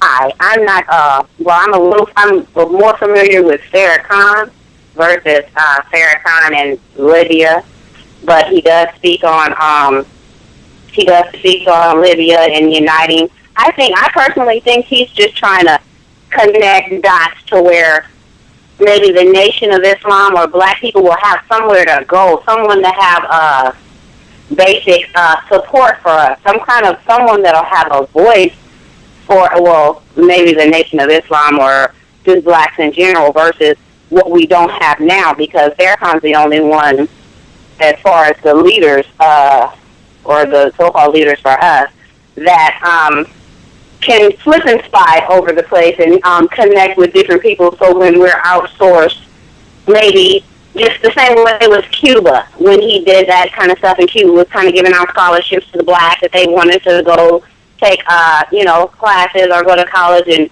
Cuba, that kind of thing. So I just think he's trying to make connections to where when we're outsourced or, they're tired of us, we have somewhere to go. That's just my personal thinking, just knowing about the nation, because my mom was a Muslim, so I've been kind of following that kind of thing in the 70s. So that's just my take, since no one else said anything. Okay, I'll push mute. And that makes sense. This is my understanding. Hang on one second. I'm sorry. This is real important. Sure. I was thinking this while that question was registering. The more I thought about it, I said, Minister Farrakhan is not white. I don't have much confusion about that. Unless, somebody has some, new information for me. As he is not white, the problem is white people. And I could see how this could go bad. Like, I could see how this could end up being very non-constructive and being about, is Farrakhan doing the right thing or da-da-da-da. And like I said, I'm not even informed enough about it to have, intelligent conversation on it. But I do know he's not white. The problem is not what he's doing or not doing or what he thinks about Libya or even why he's doing that. The problem is white people. Very important, I think. Has anybody seen or heard white people, really anywhere in the world, referring to Gaddafi as a white person? No, I've never heard Gaddafi being referred to as a white person. As a matter of fact, as far as my knowledge, that particular country, that region of the world, Libyans are pretty much considered Arabs. Correct me if I'm wrong, that could be incorrect. So I've always identified Mr. Gaddafi as being an Arab. And back to your point, Gus, you're correct, of course. Minister Farrakhan is a black male. He's not white. My understanding is that, I don't know if you can remember, a couple of years back, Mr. Gaddafi was going to offer Minister Farrakhan and the Nation of Islam, I think it was going to be $1 billion for the nation's cause in trying to eradicate the system of racism, white supremacy here in the United States. And, of course, the United States government kind of denied. Wait a minute. Hang on. Sure. This is what I mean about codification.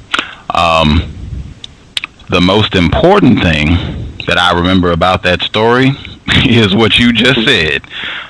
Someone, I don't know if Mr. Gaddafi, I don't know if he's a white person, non-white person. I haven't heard any white people reference him as a white person, but I haven't asked. I don't know, but I know Mr. Gaddafi is reported to have attempted to offer to give, Mr. Farrakhan so much money. Not the United States government. Specifically, I'm sure it was some white people who said, no, he can't have it. That's the most important thing that I remember about that. Not whether he's white or not white, but that white people intervened and said no. And I would use that as a great illustration. As long as white supremacy, that is a fabulous illustration of so much. No matter how much money it is, even if it's $1 billion, white people could just come and say, no, you can't have it. Sorry. And that's that. That will be the end of the discussion. That is huge for anyone who thinks money, that's what it's about. All the folks who have said it's just about money.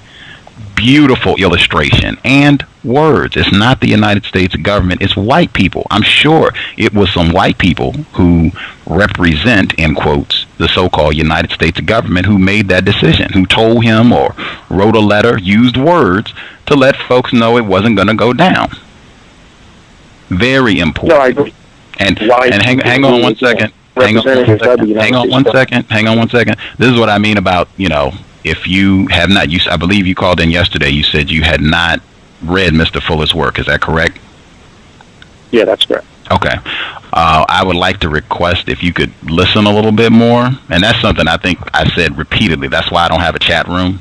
I really think it's important to do. That's what I did. When I learned codification, I listened. I wasn't in a format where I could do a lot of talking. I don't mind asking questions and such, but I would like to make that request. If you could listen a little bit, and then I'm leaving your mic open, so you'll be able to come back in. Just listen a little bit for a while.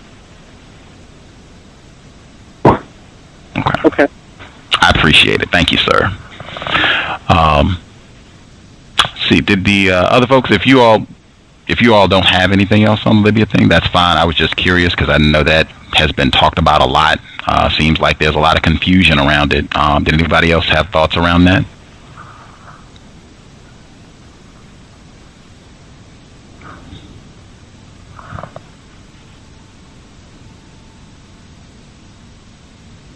It was good that you let us know, or you kind of clarified how white people, they call the final shot. It's like whatever we think we're going to get, they have the say-so over whatever. No. So that was pretty good, because regardless of whatever, if they say no, and since we don't own anything or have anything, it's no. So I thought that was clever that you kind of elaborated on that.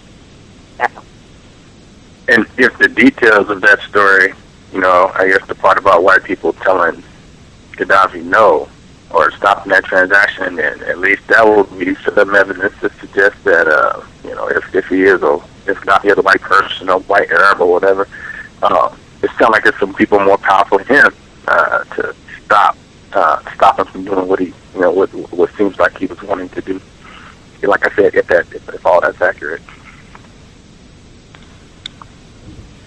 And that doesn't even mean that he's not a white person. He could be white, and just that there are more powerful white people. I see that every day, that, this person is white, but there are some white people that are more powerful. So that could be true, or it could be, he's not on the white team. Yep. Well, if it's okay, Gus, can I ask this question and make this point? Well, let me ask this question first. Is that okay with you? Yes.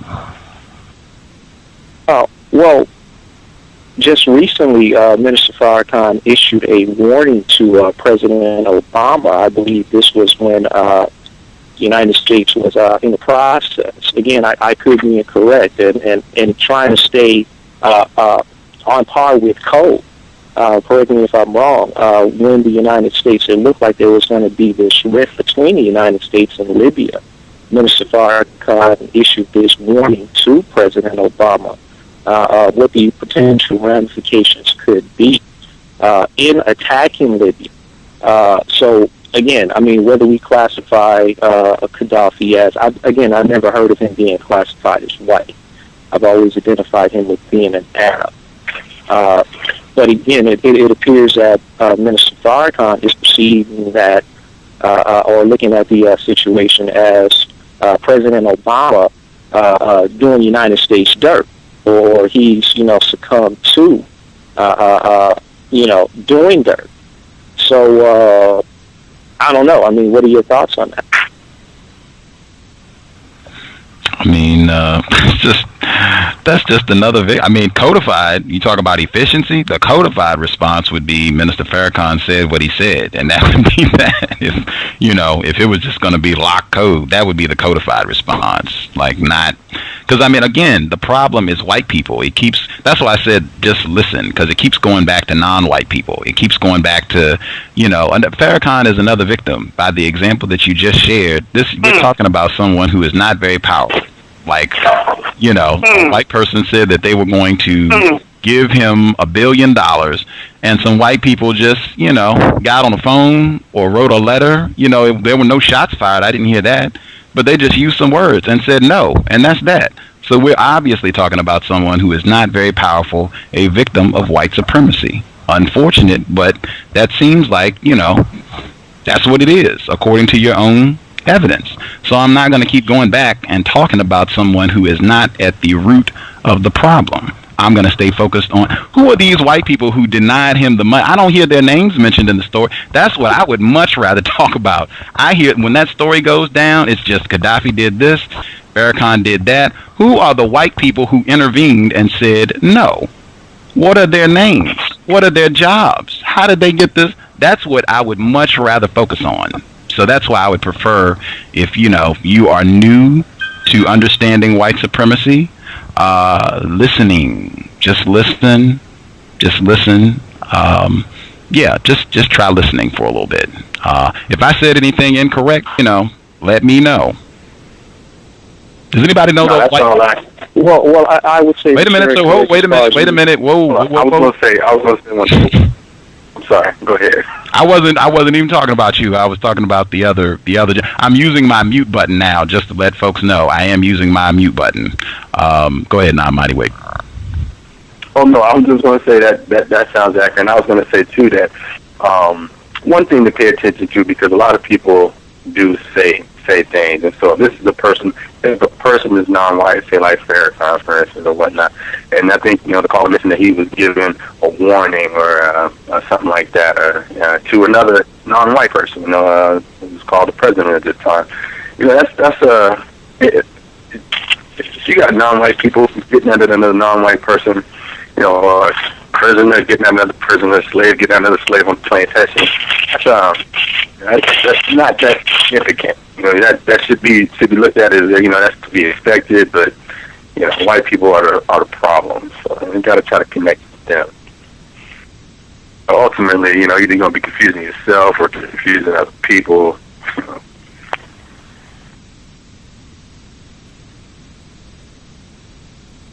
Can I be heard? Yes, sir.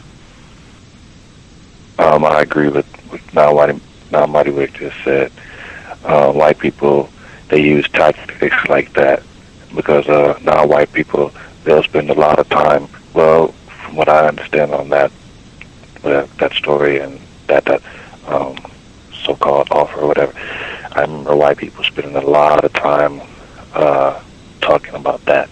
It was all in the streets. My uncle's a so-called Muslim, and I just remember that being discussed a lot, and it never, went back to white people.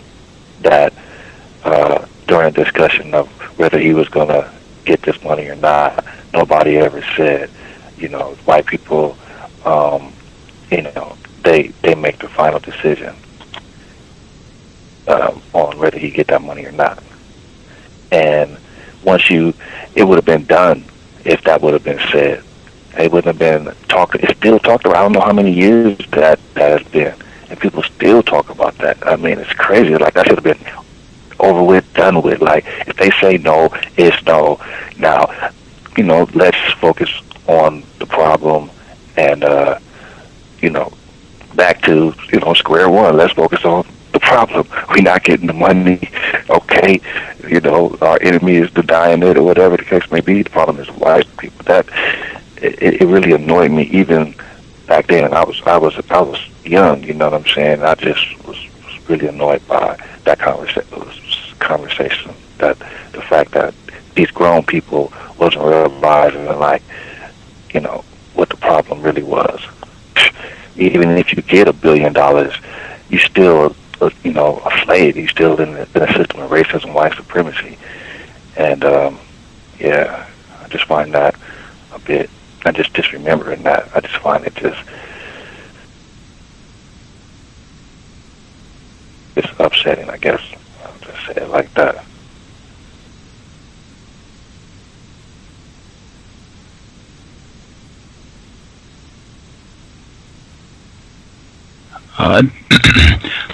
South Carolina, your line is open, and DC, I'm confused if you have your line. I don't know. I guess I can unmute your line, and then you can, you know, mute yourself, and then you can comment as need be. And I'll yes. I'm gonna mute myself. I'm gonna mute myself, and then you all can have at it. I'll just comment so that people know. For me, this is a part of codification. The newer caller, Khalil, I am going to get your question, but this is what I mean about listening. I think for myself, I think it's very important when I started studying codification and understanding the mechanics of how to discuss racism, white supremacy in a more precise manner. And I'm not perfect. I have a long way to go. I have not, you know, mastered that myself, but I have been studying it for some time now. I've read Mr. Fuller's book. You know, I've been studying it for some time now. I did not have the ability to immediately respond, and sometimes, you know, it's best to just listen. It's really best to just listen and pay attention to the way that words are being used, because a lot of this conversation is about words. Like, you know, I cringe just on a word. Sometimes a word means everything. Just saying the correct thing, not saying certain terms is huge. And yeah, I think you'll pick that up just by listening. I'll mute my line, and, you know, feel free, DC or whomever else.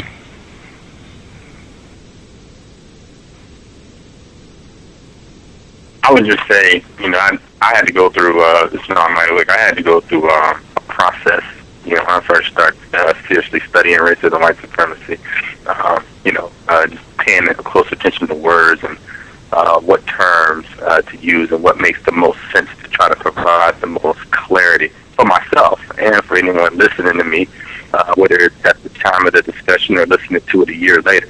And so, I mean, I can guarantee I wasn't able to say jump right in and then just, you know, I automatically got it. And I'm still learning now. And so it's a learning process, too, because as far as I know, most non-white people, especially black people, at least for me, you know, it was, you know, coming up over the years, it was never a focus. And I never had anyone talk to me and say, hey, you need to be focusing on what you're saying, how you speak, orderly conversation, any of that.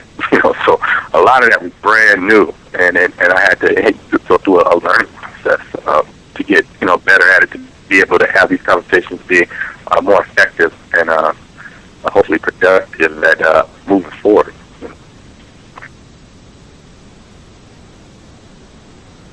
Yeah, I was the same way. I found the cows looking for audio on Nellie Fuller, and I listened. I was pretty codified at that point. I had read Nellie Fuller's book. I had read Dr. Wilson's book. It hit me kind of. I read it. It made sense. I was very. I had read a lot of philosophy, a lot of different things. So it made logical sense what Mr. Fuller and Dr. Wilson was saying.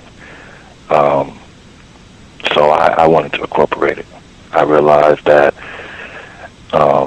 with them, you know, through my reading, that just reading stories on people that were falsely identified or classified as insane and being put in insane asylums, soon becoming insane, being around so-called insane individuals. So I definitely understood that if if I was confused, it was a possibility that I could confuse the people that was around me, and I didn't want to do that because I knew how dangerous it is. In this system, confusion is lethal. A mistake, a simple mistake, and I've seen it thousands. I've seen it hundreds of times in Los Angeles, where a simple mistake will get you killed, will get you, put in prison, will get you lost of property and wealth. One simple mistake, and you will lose so much. So I definitely didn't want to be a tool of white supremacists and a tool of confusion. That's unacceptable for me. So I had to codify real quick, and I was confident enough to call in, and I was confident in my code that I can hear myself, and I know what it is I'm going to say, because it's not, I say the same thing over and over again. It's not something that I'm just, thinking on the spot, and I already know what it is. From my, the conclusions that I've made, white people are the problem. I understand that. So, when I called in, I had that understanding. So I wouldn't have dared call in if I didn't. I wouldn't have dared. That was my thinking.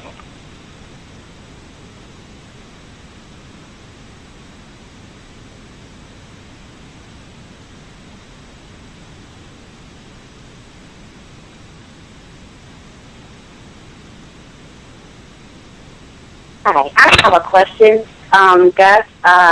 Whenever you unmute your line, or if you feel like elaborating on it, I just wanted to know if you thought, for someone, that maybe when they kind of override when blacks need help, or if someone wants to help or aid us, when they override it like that, maybe that perhaps other people have power, but we kind of belong to them, the white people, so that's why maybe they can just override whatever and call the final shot. Kind of like with children, the parent kind of makes the final decision. I just wanted to know your thought on that, because I was just thinking that as we're going through the show and I'm listening to other people and different views and things. If you remember when you unmute your line. Okay.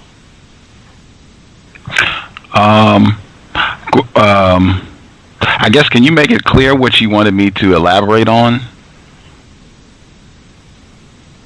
Well, it's just my thought, and I'm merging thoughts here. I wanted to know if you thought perhaps maybe they do that on top of whatever else they do that for, because we kind of are their property, or we kind of belong to them, or they're kind of, doing the ownership thing to say that, well, we have the final say on what goes on with the Negroes. That just kind of came in my head, and I just wanted to know, am I kind of gibbering, or am I confusing? Yes, I understand. Okay, thank you. That makes sense. That makes sense. And yes, that's the essence of the relationship, if you want to use that metaphor of a pet, yes, that's the essence of the relationship, it's not even that, really. I think Dr. Chinweizu said that white people treat their dogs better than, black people. So, I can't even say it's really a pet, but that very much fits what's going on. Maybe today, I'll give my pet Negroes 4 servings. Maybe tomorrow I'll give them none. That is exactly what it is. They are in charge, and they make the decision. I think you also said a parent and a child. That's exactly. I think Mr. Fuller uses that metaphor often. That's in the code book. He says that white people are the parents. That's why non-white people do not qualify as parents. White people are the parents. As long as white supremacy exists, that's exactly the relationship. White mother and white father will decide whether you can have that money. We'll decide. We'll let you know when we come to a decision. Yes, that's exactly the relationship. We should all make sure we keep that in mind. I think a significant distinction, though, is that in a typical, I guess I'll use the word nurturing, correct parent-child relationship, the parent is attempting to educate or provide for the child to a point to where the child can then, be self-sufficient or dependent, independent of the parent. And in this dynamic where you got white people functioning as illegitimate parents of the victims of non-white people, they are going to be making decisions, whether it's denying $1 billion or even granting $1 billion to black people, whatever the case may be.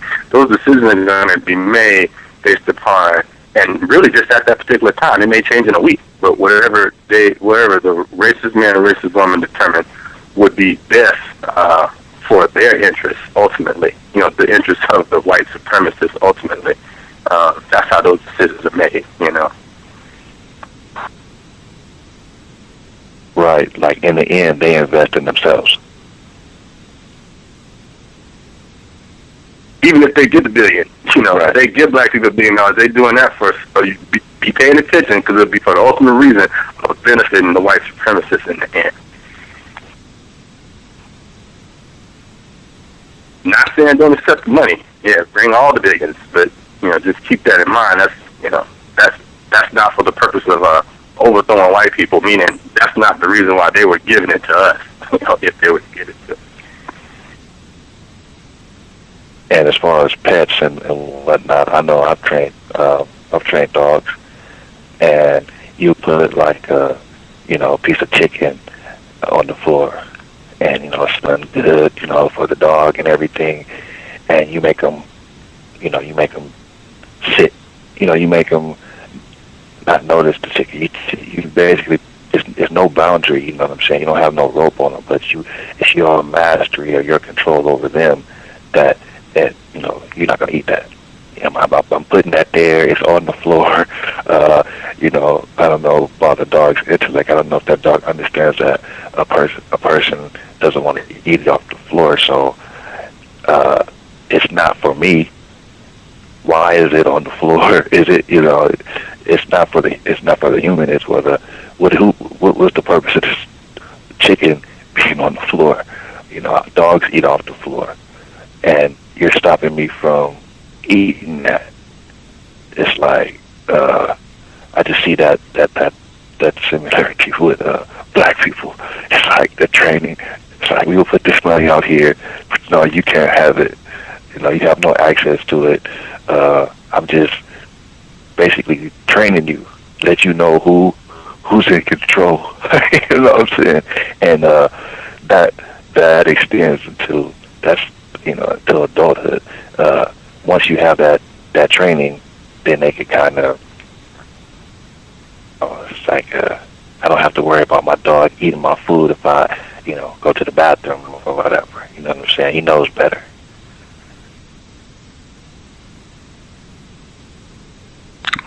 There's some other people that called in on the line. I wanted to just check to see if they had questions or comments. Let's see. Marcella, I remember Marcella. Are you there, Marcella? Hi. I did have a question, but I wanted to listen to what everyone had to say. I noticed we speak of this parent-child relationship, and we know that it's dysfunctional based on the conditions of the let's say, illegitimate offspring. How can that be remedied? Because even children who are in the most abusive abusive situation where they may have parents that abuse them both physically, mentally, how is that to be remedied? At some point, hopefully the abused child can, even this sounds crazy, but the abused child could grow up and be not autonomous of this and become an independent individual. So I'm wondering, how does it relate? Is it a remedy for this, or is this destined to cycle on and on and on? That was my general question, if I'm making sense. That makes sense. That makes sense. My view on it, I think it all ties together. It all goes back to what Dr. Chinweizu said, and I hope, people take that in. He's, other side of the world from me, other side of the world. And he said most of the non-white people, black people that he's around, do not understand that we are at war with white people. And that's the case for me too. I suspect that's the case for everyone on the planet. Most non-white people do not understand that. And that is a core part of ending that cycle. People get accustomed to anything. And I think so many non-white people, I think Mr. Williams, I was listening to counter-racism audio, and he said the effect that white supremacy has is that it makes the victims comfortable with this. Like, this is okay. Just to accept this relationship with white people, the way that they abuse us worldwide. And a big part of correcting that is getting the victims to understand this is incorrect. This should not be. We can do better than this. We can correct this problem. A big part of that is getting them to understand this is a problem. And then the process of how you correct that. That is a big part. Even just working with so-called traumatized children, they get accustomed to that abnormal environment. A big part of correcting that problem is getting them to understand, hey, that was incorrect. What you had got accustomed to was totally incorrect, and we should be doing something different. Getting them to understand that was, not correct. This is the correct thing. This is what we should be doing. That's a big part of it, and I think that's like the whole of everything with where we should be putting our effort right now, getting people to understand that we are at war with these white people, and some fundamental things need to change about the way we understand, think about, relate to white people. Thank you. Who's Dr. Chin? What's his first name? That's just it. That's it. Like, if you get his book, it just says Chinweizu. Yeah. If you put that in on like Amazon.com, it'll pop up.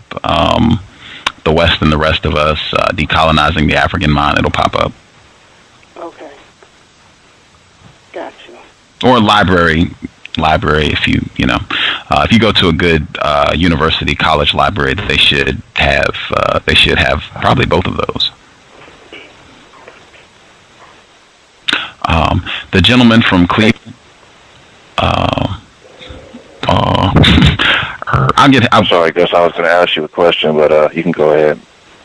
Okay. Yeah, I'll get it. I wanted to make sure I didn't forget Cleveland, because he said he had, I guess, I don't know if it was a question or comment or what, but he had something he wanted to present. No, it was just a quick comment.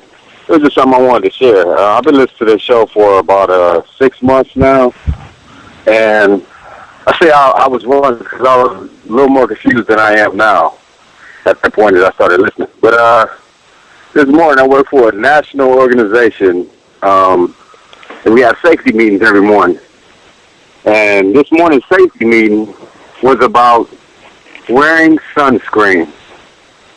Now, I didn't think much of it. I wouldn't have thought much about it 6 months ago, but it just reaffirms to me that we do live in a world of white supremacy.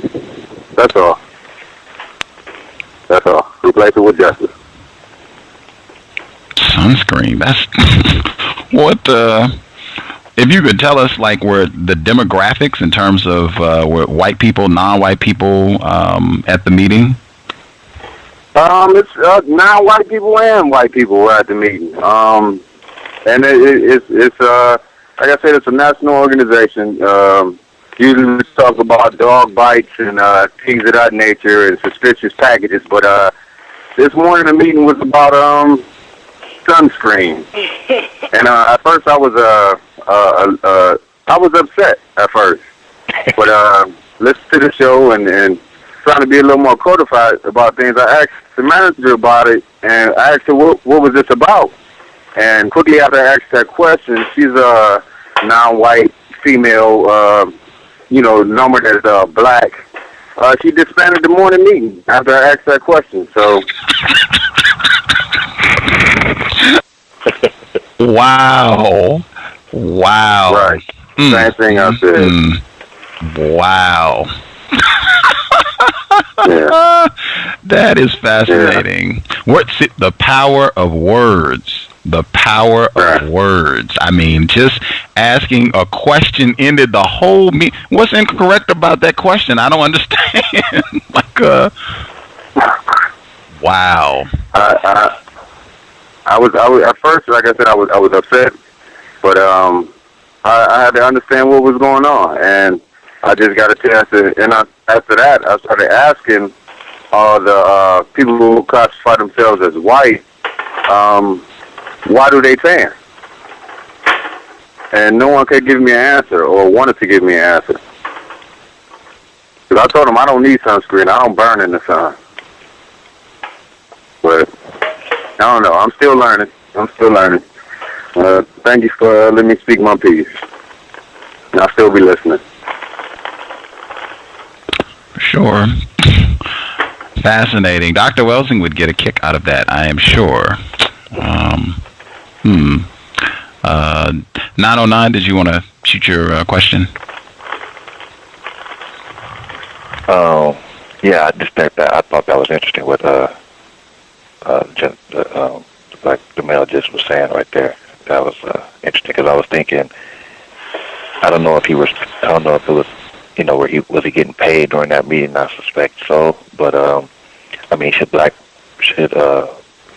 people in particular, non-white people, should they have been given a free time? You know what I'm saying? Like, okay, we know this is not for you, so what we're gonna do is, since we're paying these white people, and we're trying to tell them to wear sunscreen, and for the black people, non-white people that don't need sunscreen, we're gonna pay you and give you something more constructive to do with your time. But like I said, you're asking questions, then it brings out that we're talking, this is focused on white people. We just have you sitting up in here, confusing you, and whatnot. So, yeah, I thought that was very interesting.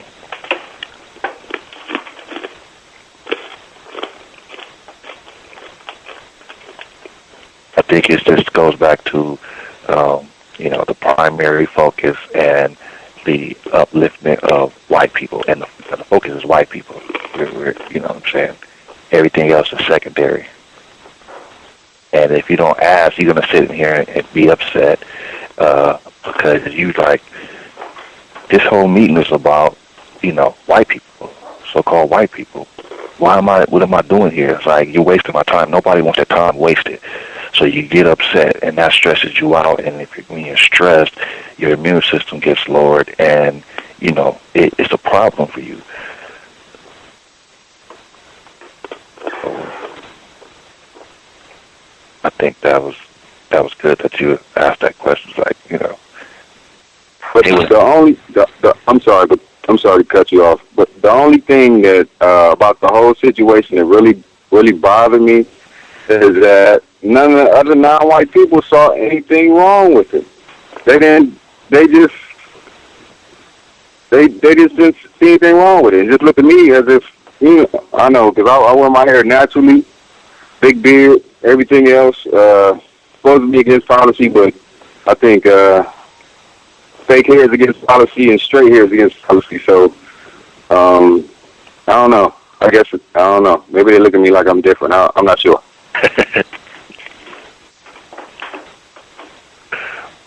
Yeah, they're not aware.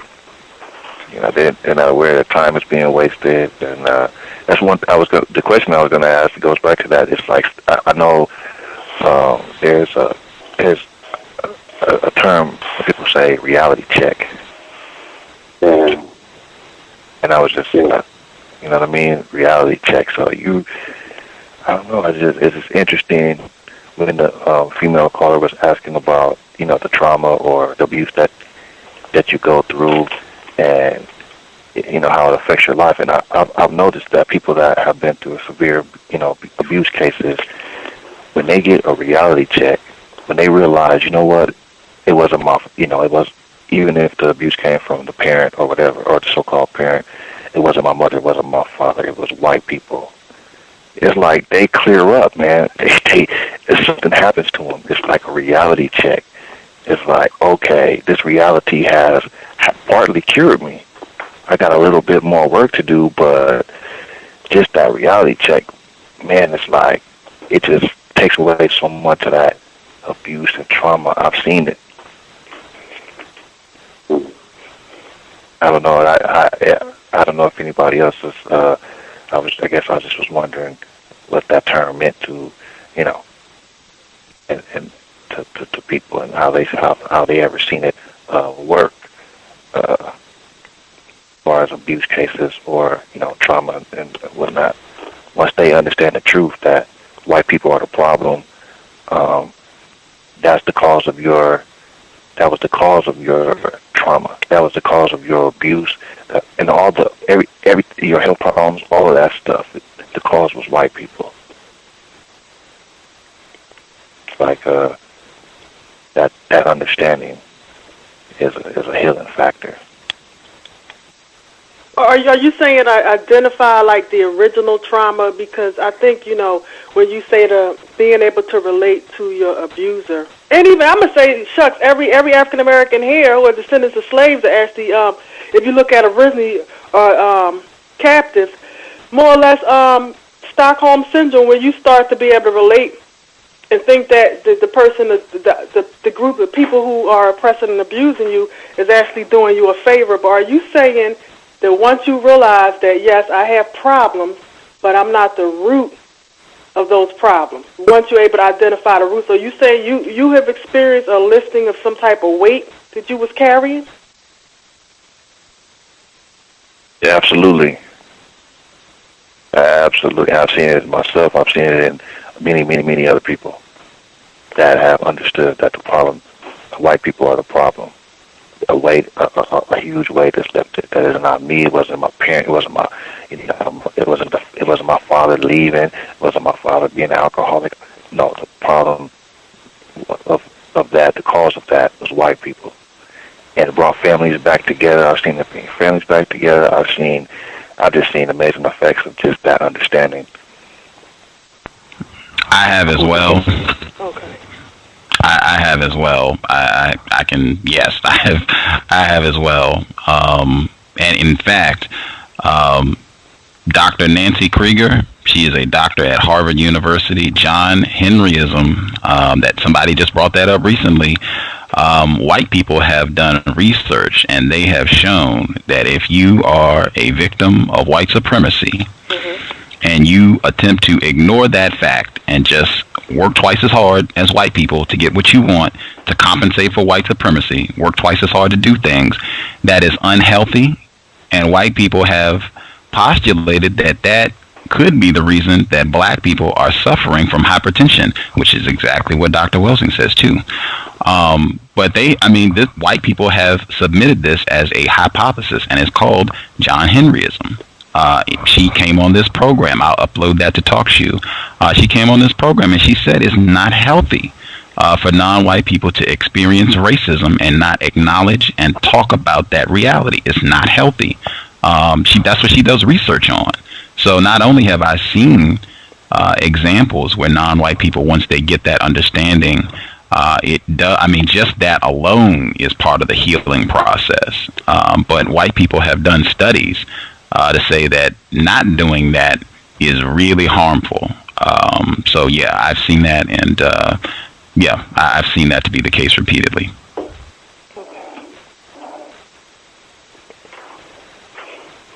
It helps you stop blaming yourself for things. I think so many non-white people experience so many problems because of white supremacy. Once you get that information, it just helps bring clarity, and it helps you to stop saying, oh, it's me, or it just helps you to stop blaming non-white people. It helps you to point the blame where it should be placed.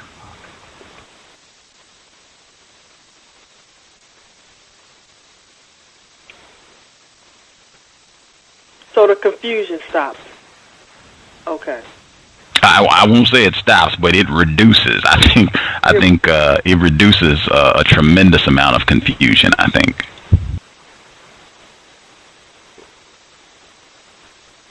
I think, and I could be wrong, somebody can correct me, but I think that black people, people of color, African Americans, however a person of color would like to identify themselves, spend an enormous amount of time trying to please white people and also internalize the idea of what's acceptable in their culture. And so what the gentleman said earlier speaks volumes because, you know, growing up, you're always told, well, you have to be twice as fast, twice as better, work twice as hard, and then you die twice as quick. So I'm going to ponder on what he said for quite a while. I'm going to think about that, and I'm going to look up that the Henry syndrome that you speak of. I'll upload that program, Dr. Nancy Krieger. I'll upload it. I'll put it on the front page, so it'll be easy to find. But I mean, it is up. I can also put the archives for the cows on my Facebook page because that is, you can get it right now. Yeah, it's online. Dr. Nancy Krieger. She was on in November of 2009. Yeah, Cree was on that program too. Cree7.wordpress.com. I think she pointed out where Dr. Krieger was most likely practicing. She is a white person, I mean. But yeah, I'm putting it on my Facebook page now. Facebook.com. Okay. /The problem is white people. I'm posting the link for the cows archives, and you can get you can see all the old Blog Talk programs. So this thing about trying to do something on a weekend, I think you said you had a safety meeting, was it today? And speaking up about something that you feel had nothing to do with your reality or why you guys were there. But I guess the majority of the group felt like their safety was was at risk because of the sun. I can say that I can relate that when I've been in a group where it may have been a diverse group and speaking out and getting the negative feedback and outright animosity from other people of color in the group. I would love for someone to kind of expand this, but I think it's that old mindset that you're a troublemaker. Why you want to go and say something? And I also think on the second hand that a lot of people of color have bought into this whole idea that they need to walk out with tons of sunscreen or they're going to have the same risk of getting, melanoma and cancer as people who is not as highly melanated. It's amazing to me.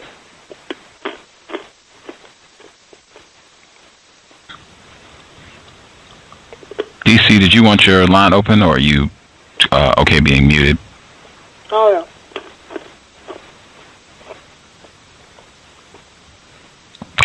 This is DC Gus. Can I be heard?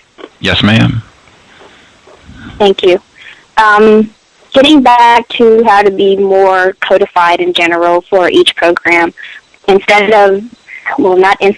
in addition to listening, I would suggest, which I did today, I wasn't available to talk because I was in a hotel lobby and I couldn't get to my hotel room, but now I'm here, to have a pen and piece of paper and write down copious notes of everything that you are listening to. And if things that you don't understand, please write that down. Things that you do understand, please write that down too. So you can reiterate to yourself that, okay, this is the issue. Am I understanding this issue? If I'm not clearly understanding it, I need to delve in further. But to try to stay more codified, and how I maintain staying codified and having codified logic. For instance, I'll take today with Dr. Chinweizu. I'd never heard of the man before. But in knowing that he is a victim of racism, and this man has vast knowledge and has done his research, and I particularly picked up on the concept of war, the war concept system. Specifically because last night on the chat room we kind of touched on some of the concepts of war and weapons and things like that. So we didn't go too far, been more than an hour in pretty much chatting about that. But anyway, when he brought that up, that was something that my brain computer targeted on. And now that I hear that information from Mr. Dr. Chinweizu, brain-computer starts to work. Let me repeat, the brain-computer starts to work. And since I have a vast knowledge of the known universe and the so-called history of it, even though I didn't know the man beforehand, just by you and he conversing, doing question and answer, now I have a better understanding. So, knowing that I'm calling in and I'm listening to the program, and as usual, you cue the people who have called in, the guests, the callers have called in, if they have a question. So, then I say, if I've called in and I know this is going to happen, you're going to cue DC to ask a question, or if I have a question. Now, the answer is no, not at the moment. I say not at the moment because I always have questions. I'm a very skeptical person and I question everything. Or the second answer would be yes. If it's yes, then I should be ready with a question, period. End of discussion. And I had a question because as he's talking, I'm going through my brain computer and I'm thinking, what group of people have had successfully conquered white supremacy racism? Not successfully completely, but at least they could say, well, we've done our part. We've done this, deliberately and consciously, and we came together as a people to do it. And the first thing I thought was Ethiopia. So hence I asked the question about Ethiopia. And I'm so glad that he answered it and he had vast knowledge about it, and I took away with that knowledge. So in closing, I would say it's best to for every caller that calls in, for anyone who comes on in the chat room, to at least have a pencil and paper, notebook. If you have photographic memory, good for you. I don't. I have to write everything down. And make sure you document these things and don't let things waste away, because your brain computer sometimes can become overloaded and you might forget. So it's always good to use this information as if this is school, this is education. Mr. Fuller had said at one point, the universe is your university. And when he said that, my brain computer went haywire. And I'm like, wow, university, that makes sense. But then without a step, he also said, but this could be a prison at the same time. I don't want to go in prison. I don't want to be imprisoned. So I use this universe as my university. And coming here on your show and discussing with other non-whites these issues, and we don't want to get into the routine of just going in circles. We're trying to move, strategically forward, never backward, and to solve these problems. And sometimes I think, we have to combine all of the strategies and the listening and the hearing and being observant at the same time, and never letting those observations, go, under the water, so to speak, and just keep moving. And then when you see things on paper, and for me, I have to see it on paper. It's almost like a war plan. I have to see things on paper in order to get moving, in order to kind of solidify my action, so to speak. Getting back to, and the other callers in California have said, it's about thought, speech, and action, and I totally agree. That's my religion. That's the only religion that I adhere to. I don't adhere to Christianity or any other religion. I adhere to common sense, logic, and thought, speech, and action. So in closing, basically, we need to come here and treat this forum as school, as education, and document this so we can continue to ask more questions and refine those questions, and questions upon questions, in order to, go through solutions. And yesterday on the chat room, someone said, you have to kind of use, like Bruce Lee tactics. Bruce Lee's going to lose because if he gets an AK-47 or whatever, he's going to lose. But basically, you have to understand Bruce Lee's philosophy. What is his philosophy? Don't just say just Bruce Lee. What is his philosophy? What made Bruce Lee the man that changed the world. That was quoted in a documentary on the History Channel. How did that one Asian non-white man change the world? Every culture recognizes this. This man has statues everywhere. And he didn't set out to change the world. He went through the process of learning, kind of doing, he learned from, I saw this movie called Ip Man. That's I-P Man, A-P-A-M-A-M-A-N.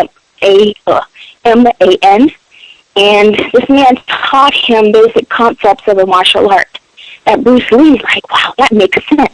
He's using economy in his moves. He's not boosting any moves. That makes sense. And then Bruce Lee went and he studied how to take care of his body, and he studied how to do better moves, more economical moves.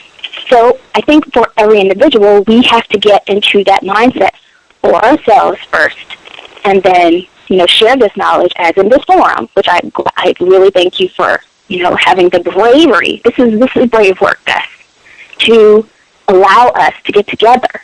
And you have no fear. You let everybody call in. You let everybody speak. And treat this as education.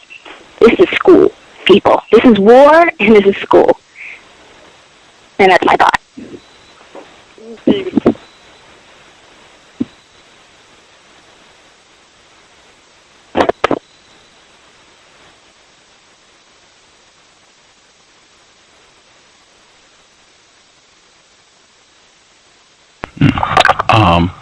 One thing I did want to get in, buddy, my cowbell would have been ringing because victim of white supremacy Bruce Lee also married a white woman. And I totally forgot about that. I didn't forget about that. The other thing I wanted to get in, he has statues everywhere except on the campus of the University of Washington. And the only reason that is significant is because Bruce Lee is an alum at the University of Washington. And I know some people who are less confused about white supremacy who thought, that is astounding. How can that be that he doesn't have a statue here? And they went to talk to white people and, white supremacy. White supremacy is why he doesn't have a statue on the campus of the University of Washington. And just to put that in perspective, they have statues of white people on that campus who didn't even attend the university. Didn't even go there. Not, particularly famous, much less significant than Bruce Lee, and they have statues of them. And the reason that the statue is there for at least one of them, I was told, was so that white people from a particular area of the world could relate to the campus better. So, Bruce Lee has no statues there. He married a white person. I was jingling the cowbell in the background. But yeah, I think those are excellent suggestions around taking notes and just trying to refine as we go. Everyone, myself included, refining questions. And if this, war is serious and we are serious about strategies, then just coming prepared to be serious and dialogue, I think that is outstanding. I'm glad you brought up the war aspect. One thing I have noted, because there's so much confusion amongst non-white people, that anti-blackness that the recent caller brought up, there's so much anti-blackness even among black people. It's really difficult to get into a serious discussion about counter-violence because our tendency is to be violent with one another. I've just seen that repeatedly. And if you do not have, it has got to be no doubt about it. You got to know instinctively the problem is white people. That is the enemy. This is war against white people. And that's not our instinct right now. Until, I think he said that on the program, we walk through the world as if we have no enemies. And if we do, it's another non-white person. So until that is corrected, and like 99.9% of victims, in my opinion, are afflicted with this. So until that's corrected, it's going to be real. It's going to be dangerous for us to even get into counter-violence because it's just going to end up boomeranging back on us. Unfortunately, I've seen that repeatedly. Okay. Yeah, But I agree. definitely. I agree with that. It's weird because I actually have Bruce Lee under under John Henryism. I got some notes that I wrote, and I've got some of Bruce Lee's books on Lynch Chung and all of that, and I concluded that he was a victim of John Henryism. They have a docudrama about his life, which is not accurate. But even in the docudrama, they have a scene where he is having a tantrum because of white supremacy, and he is yelling and saying, "These white people are mistreating me." They have tons of scenes where white people abusing him on the campus of the University of Washington. Tons of scenes. I mean, that could be, another probably brilliant case study in racism, white supremacy, Bruce Lee. And he married, and I highly suspect that John Henryism, if we think John Henryism contributed to his early departure, how much of that do you think is because he married a white woman?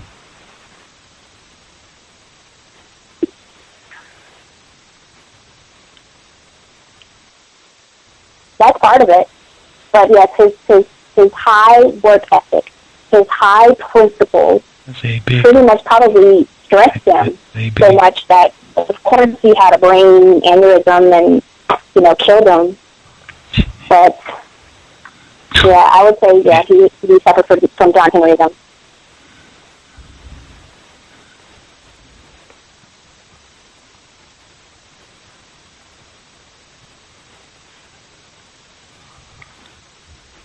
So, yeah, and I also recommend, the Bruce Lee book on the Wing Chun martial arts, and basically it's his code book, his version of his code that he developed along with the past martial arts that he had learned from his martial arts teacher, and he saw every time his brain computer went off, he's like, I'm going to add boxing to this.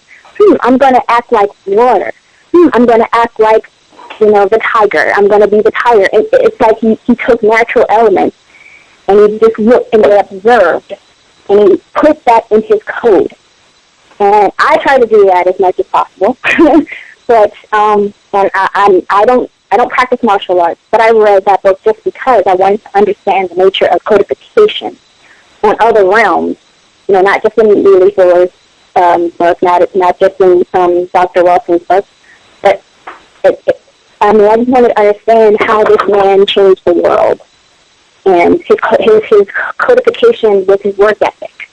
Now, we're going to disagree about him marrying a white woman, and I'm going to disagree with that too. But but I just admire his process of thinking and how he just there's a pebble in the pond, and it just radiated to all the different aspects of how we needed to get better at it. And we need to do that for all the 9 principles, period. Today, I focus mostly on the war aspect because that's what the caller didn't just talk about war, he talked about all of them. But I particularly picked up the war part because maybe my brain computer was thinking of that since yesterday, but we all need to have, a focused procedure on how we do each and every principle. And maybe, in future broadcasts, we could focus on one principle and ask a tremendous amount of questions. Come to the program with 10 questions, two questions of each for each person, and we would, discuss how we can basically, get to the next level with those questions. What actions should we take?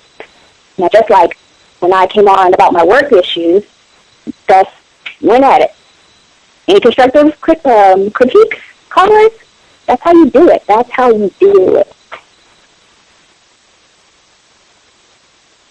And I took notes, and I'm on it. I'm on it.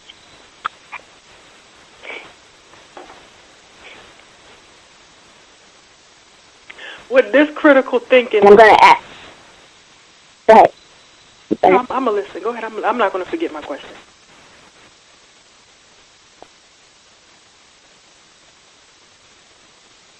I was just going to say that the question I had about the Ethiopians being able to proudly say, nonetheless, because that's every new Ethiopian person that I meet, because they gravitate toward me, because I kind of look Ethiopian, but I'm not.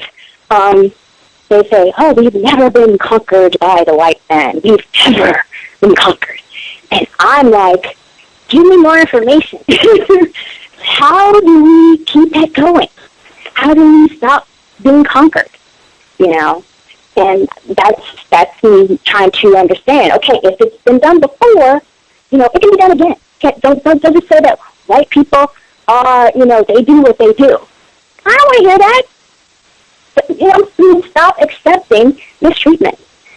And it's now time to be brave about trying to replace it with something, you know, like justice, perhaps? Better treatment? That's all. I'm sorry. I did want to make sure I got in. I have some familiarity. I am ignorant. I do not think it is correct to say that so-called non-white people in the area of the world known as Ethiopia, I do not think it's accurate to say that they have not been subjected to the system of white supremacy. I do not think that is correct. And in fact, I have met some of those, you know, non-white people, so-called Ethiopians, who, you know, boast about having never been conquered by white people, and I think that is a sad illustration of confusion. I just want to make sure that is on record. A sad illustration of confusion. I think it may, you know, be somewhat further accurate to say too that I think the guest today said the word defeated, or the question was asked in the term of Ethiopian or, you know, the non-white people there defeating, I guess, white people. I mean, I think it was a case of they won a battle, you know, but then, you know, some other white people came through and, you know, they're still doing a war, you know, still war. And so, yeah, and they're still victims, as far as I can tell. Yeah, I think they would say that they're still victims, but they want to hold on to, you know, the title of not successfully being colonized by England. That's pretty much it. I would agree with you guys about, you know, they are confused, but they want to hold on to that. But there's something, you know, the wheel should be turning to say, okay, all right, well, if it didn't work there, let's refine it, make it better, make it so that it won't happen again. Somehow, you know, I don't ever want to bow down to defeat.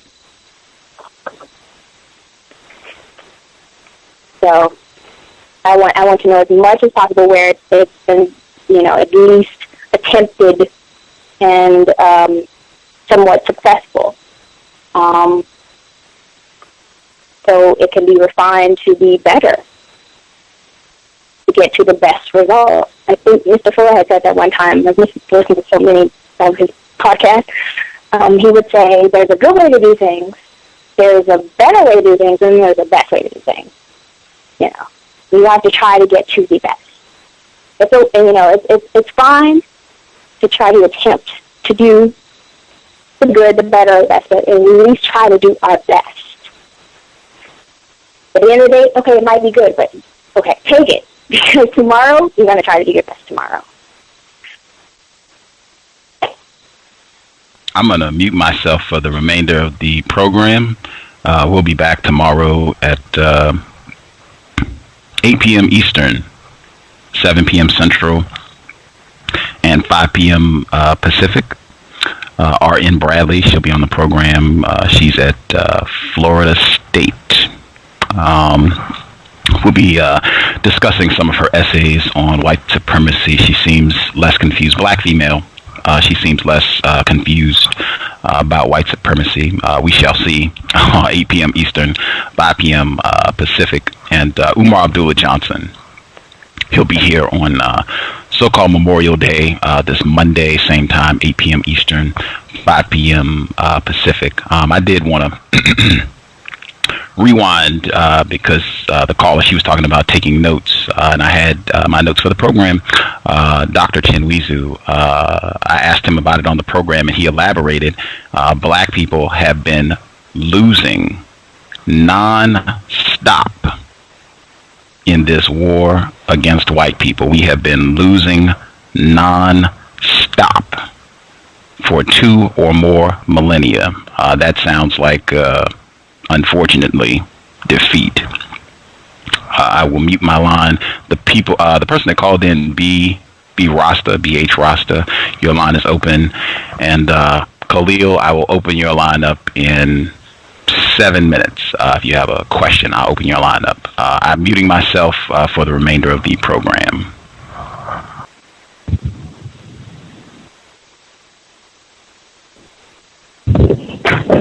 Hello?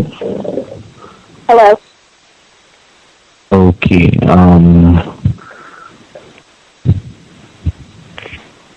First time caller to the house. I am a non-white person, non-white male, from that area of the world known as the Caribbean. I have found this program to be most constructive. First, in my understanding of racism, white supremacy, what it is and how it works, and you are unmuted. Point, but I'll continue to listen. Thank you. I have a question. I'm from Washington, D.C. I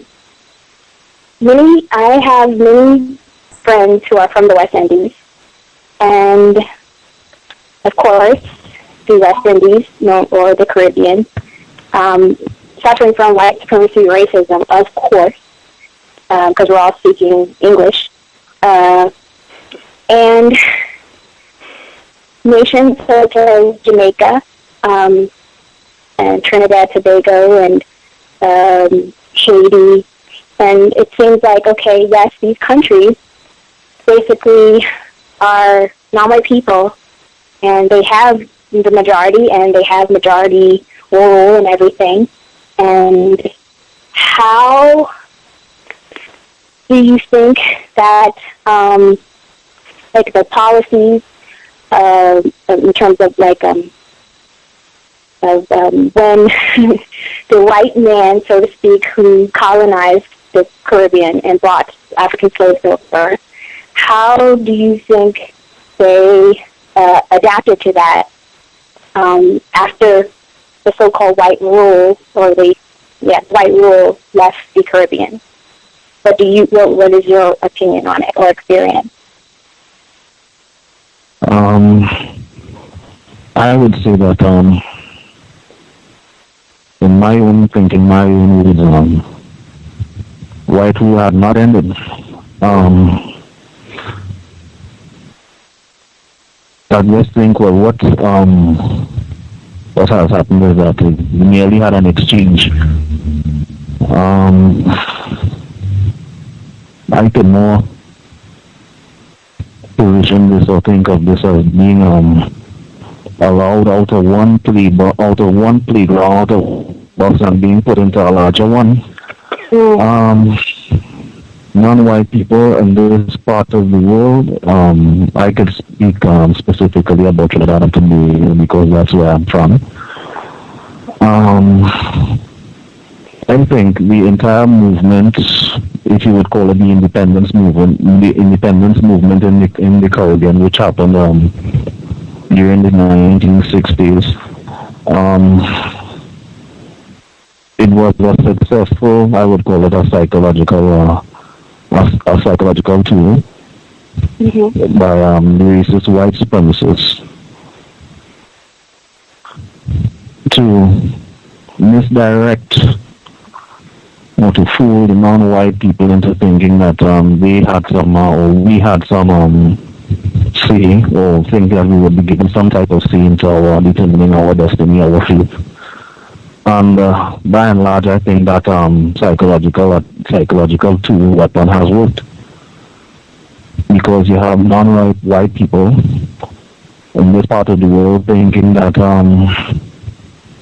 I will find it very difficult to agree with you or to agree with anyone that that racism is a problem, that it does exist, and that it is something that they should focus their efforts towards fighting and eliminating.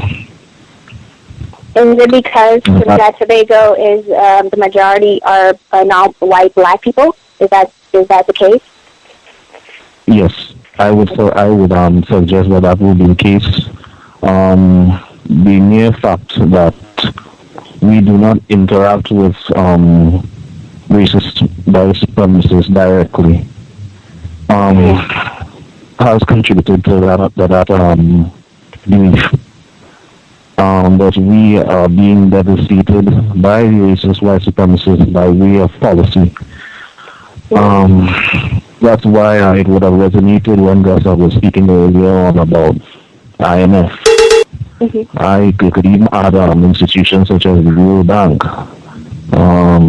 United Nations, who rule by proxy, rule by policy, and they control and manipulate the destinies of non-white people without non-white people being aware of it. So would you say that it would be indirect instead of direct? Definitely. Yes. Okay. Definitely.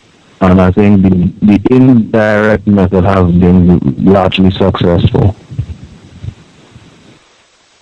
Wow. Okay. One question about Sure. patois. I'm very intrigued by patois. My patois imitation sucks, so I'm not even going to try it. But I've been told that patois was basically practiced to basically be the code amongst non-white people. Is that true? I would say that there is some truth to that. Could you explain, please? It has worked. Okay. Okay, would you it has been said. Define patois first, please? I would say that patois. I understand patois. I would define patois as not just a broken. Well, if your majority language, or if the most popular used language, let's say in Trinidad, is English, then you will define a patois as a broken English, where you would deliberately shorten, or essentially you would shorten the use of some words, shorten the length of some words, but the speaker or the listener would understand that. They would understand the meaning of that word, would understand the full context of how the word is, but someone who is not initiated would not. So I would say basically you could think of it as broken English. If your majority language is French, then it would be a broken French. So it's yes, I would say that is my understanding of patois. Which will be separate and apart from what I would call a dialect. And I would define a dialect as a dialect would evolve out of I would say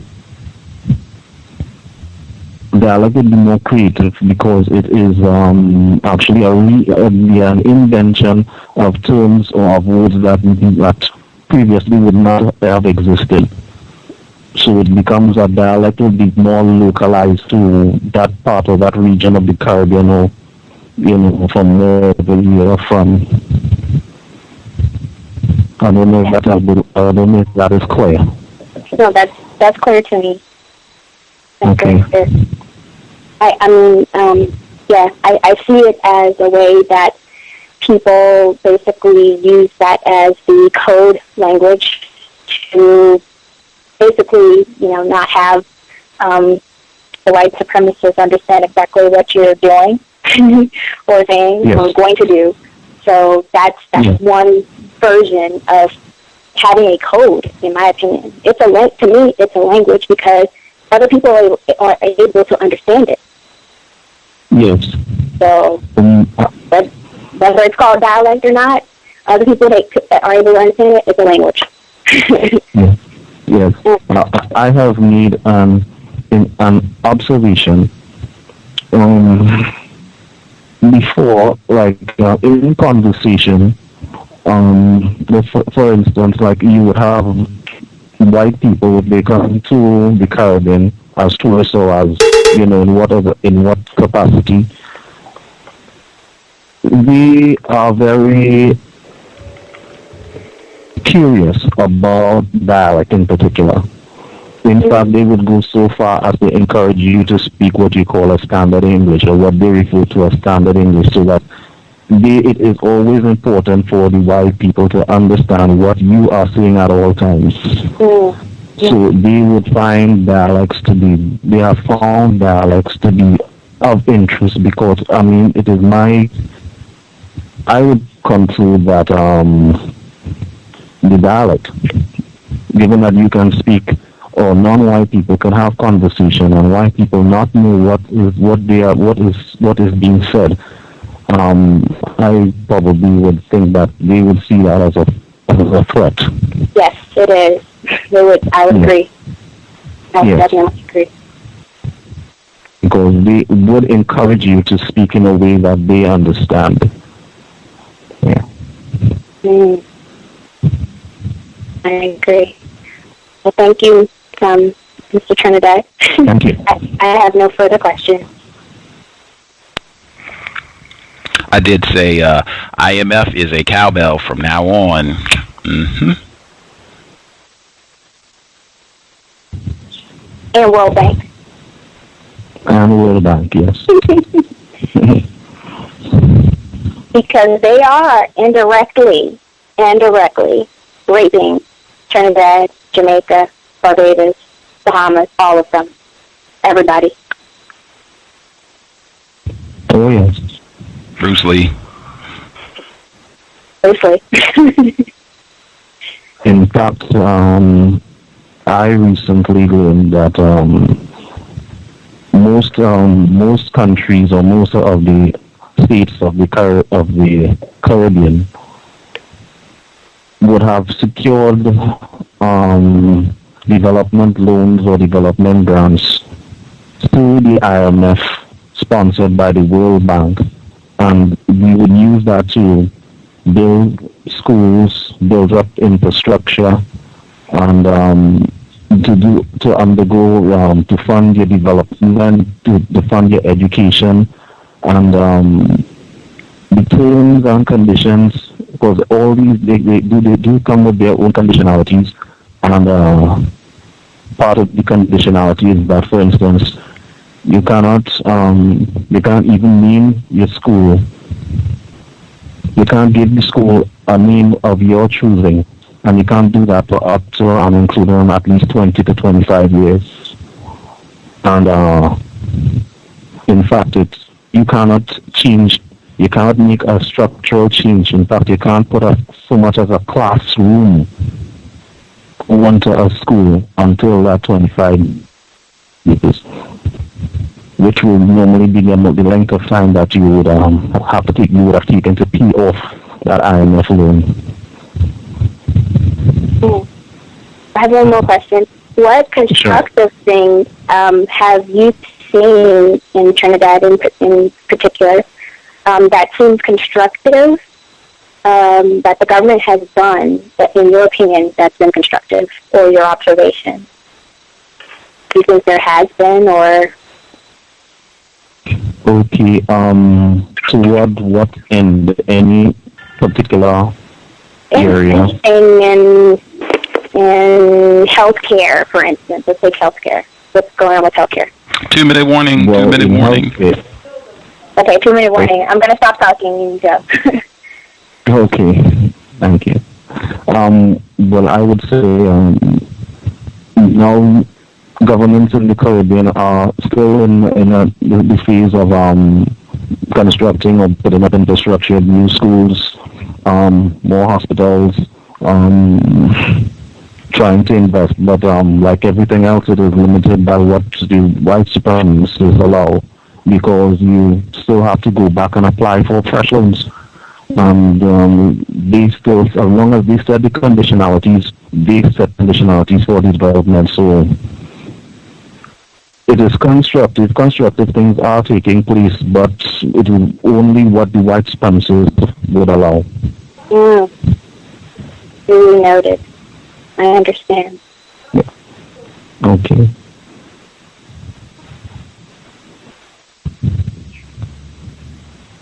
Yes? Yes, ma'am. Okay, well, I'm done with questioning. Okay. Can I ask a question to Gus? Yes, sir.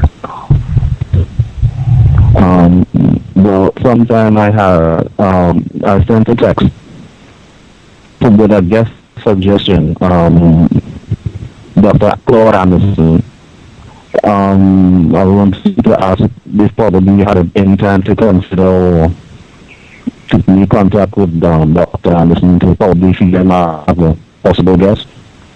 I contacted him last year about being a guest, and at the time he was not able, but it's been a year since I made a pitch, so I will ask again. And that has worked before, where some people just asking a little later, things have changed, they now have time, so I'll ask again and see what he says. Thank you. No worries. I would love to, focus on racism, white supremacy in all areas. So if you know of folks, or if you yourself would be interested in sharing views on racism, white supremacy in your area specifically, I'm sure a lot of listeners, they would, appreciate that information. You can shoot me an email, and that would be great to get that information. Yes, I'll be interested. Oh, sorry, go ahead. No, that wasn't. But at any point in time, sure, I would be interested. Okay. Just shoot me an email, untiljustice@gmail.com, and I'd very much be interested in getting that information. World system, I think that is super important in grasping world system. Justice? Gus, have you figured out any acronyms? No, ma'am. Oh, okay. Me neither, but if anybody figured out any if anybody made up any acronyms, please email me at justice.rwswj@gmail.com, and I would really be looking forward to seeing those acronyms. We'll be back tomorrow. Replace white supremacy with justice immediately. Cows signing out. Thank you.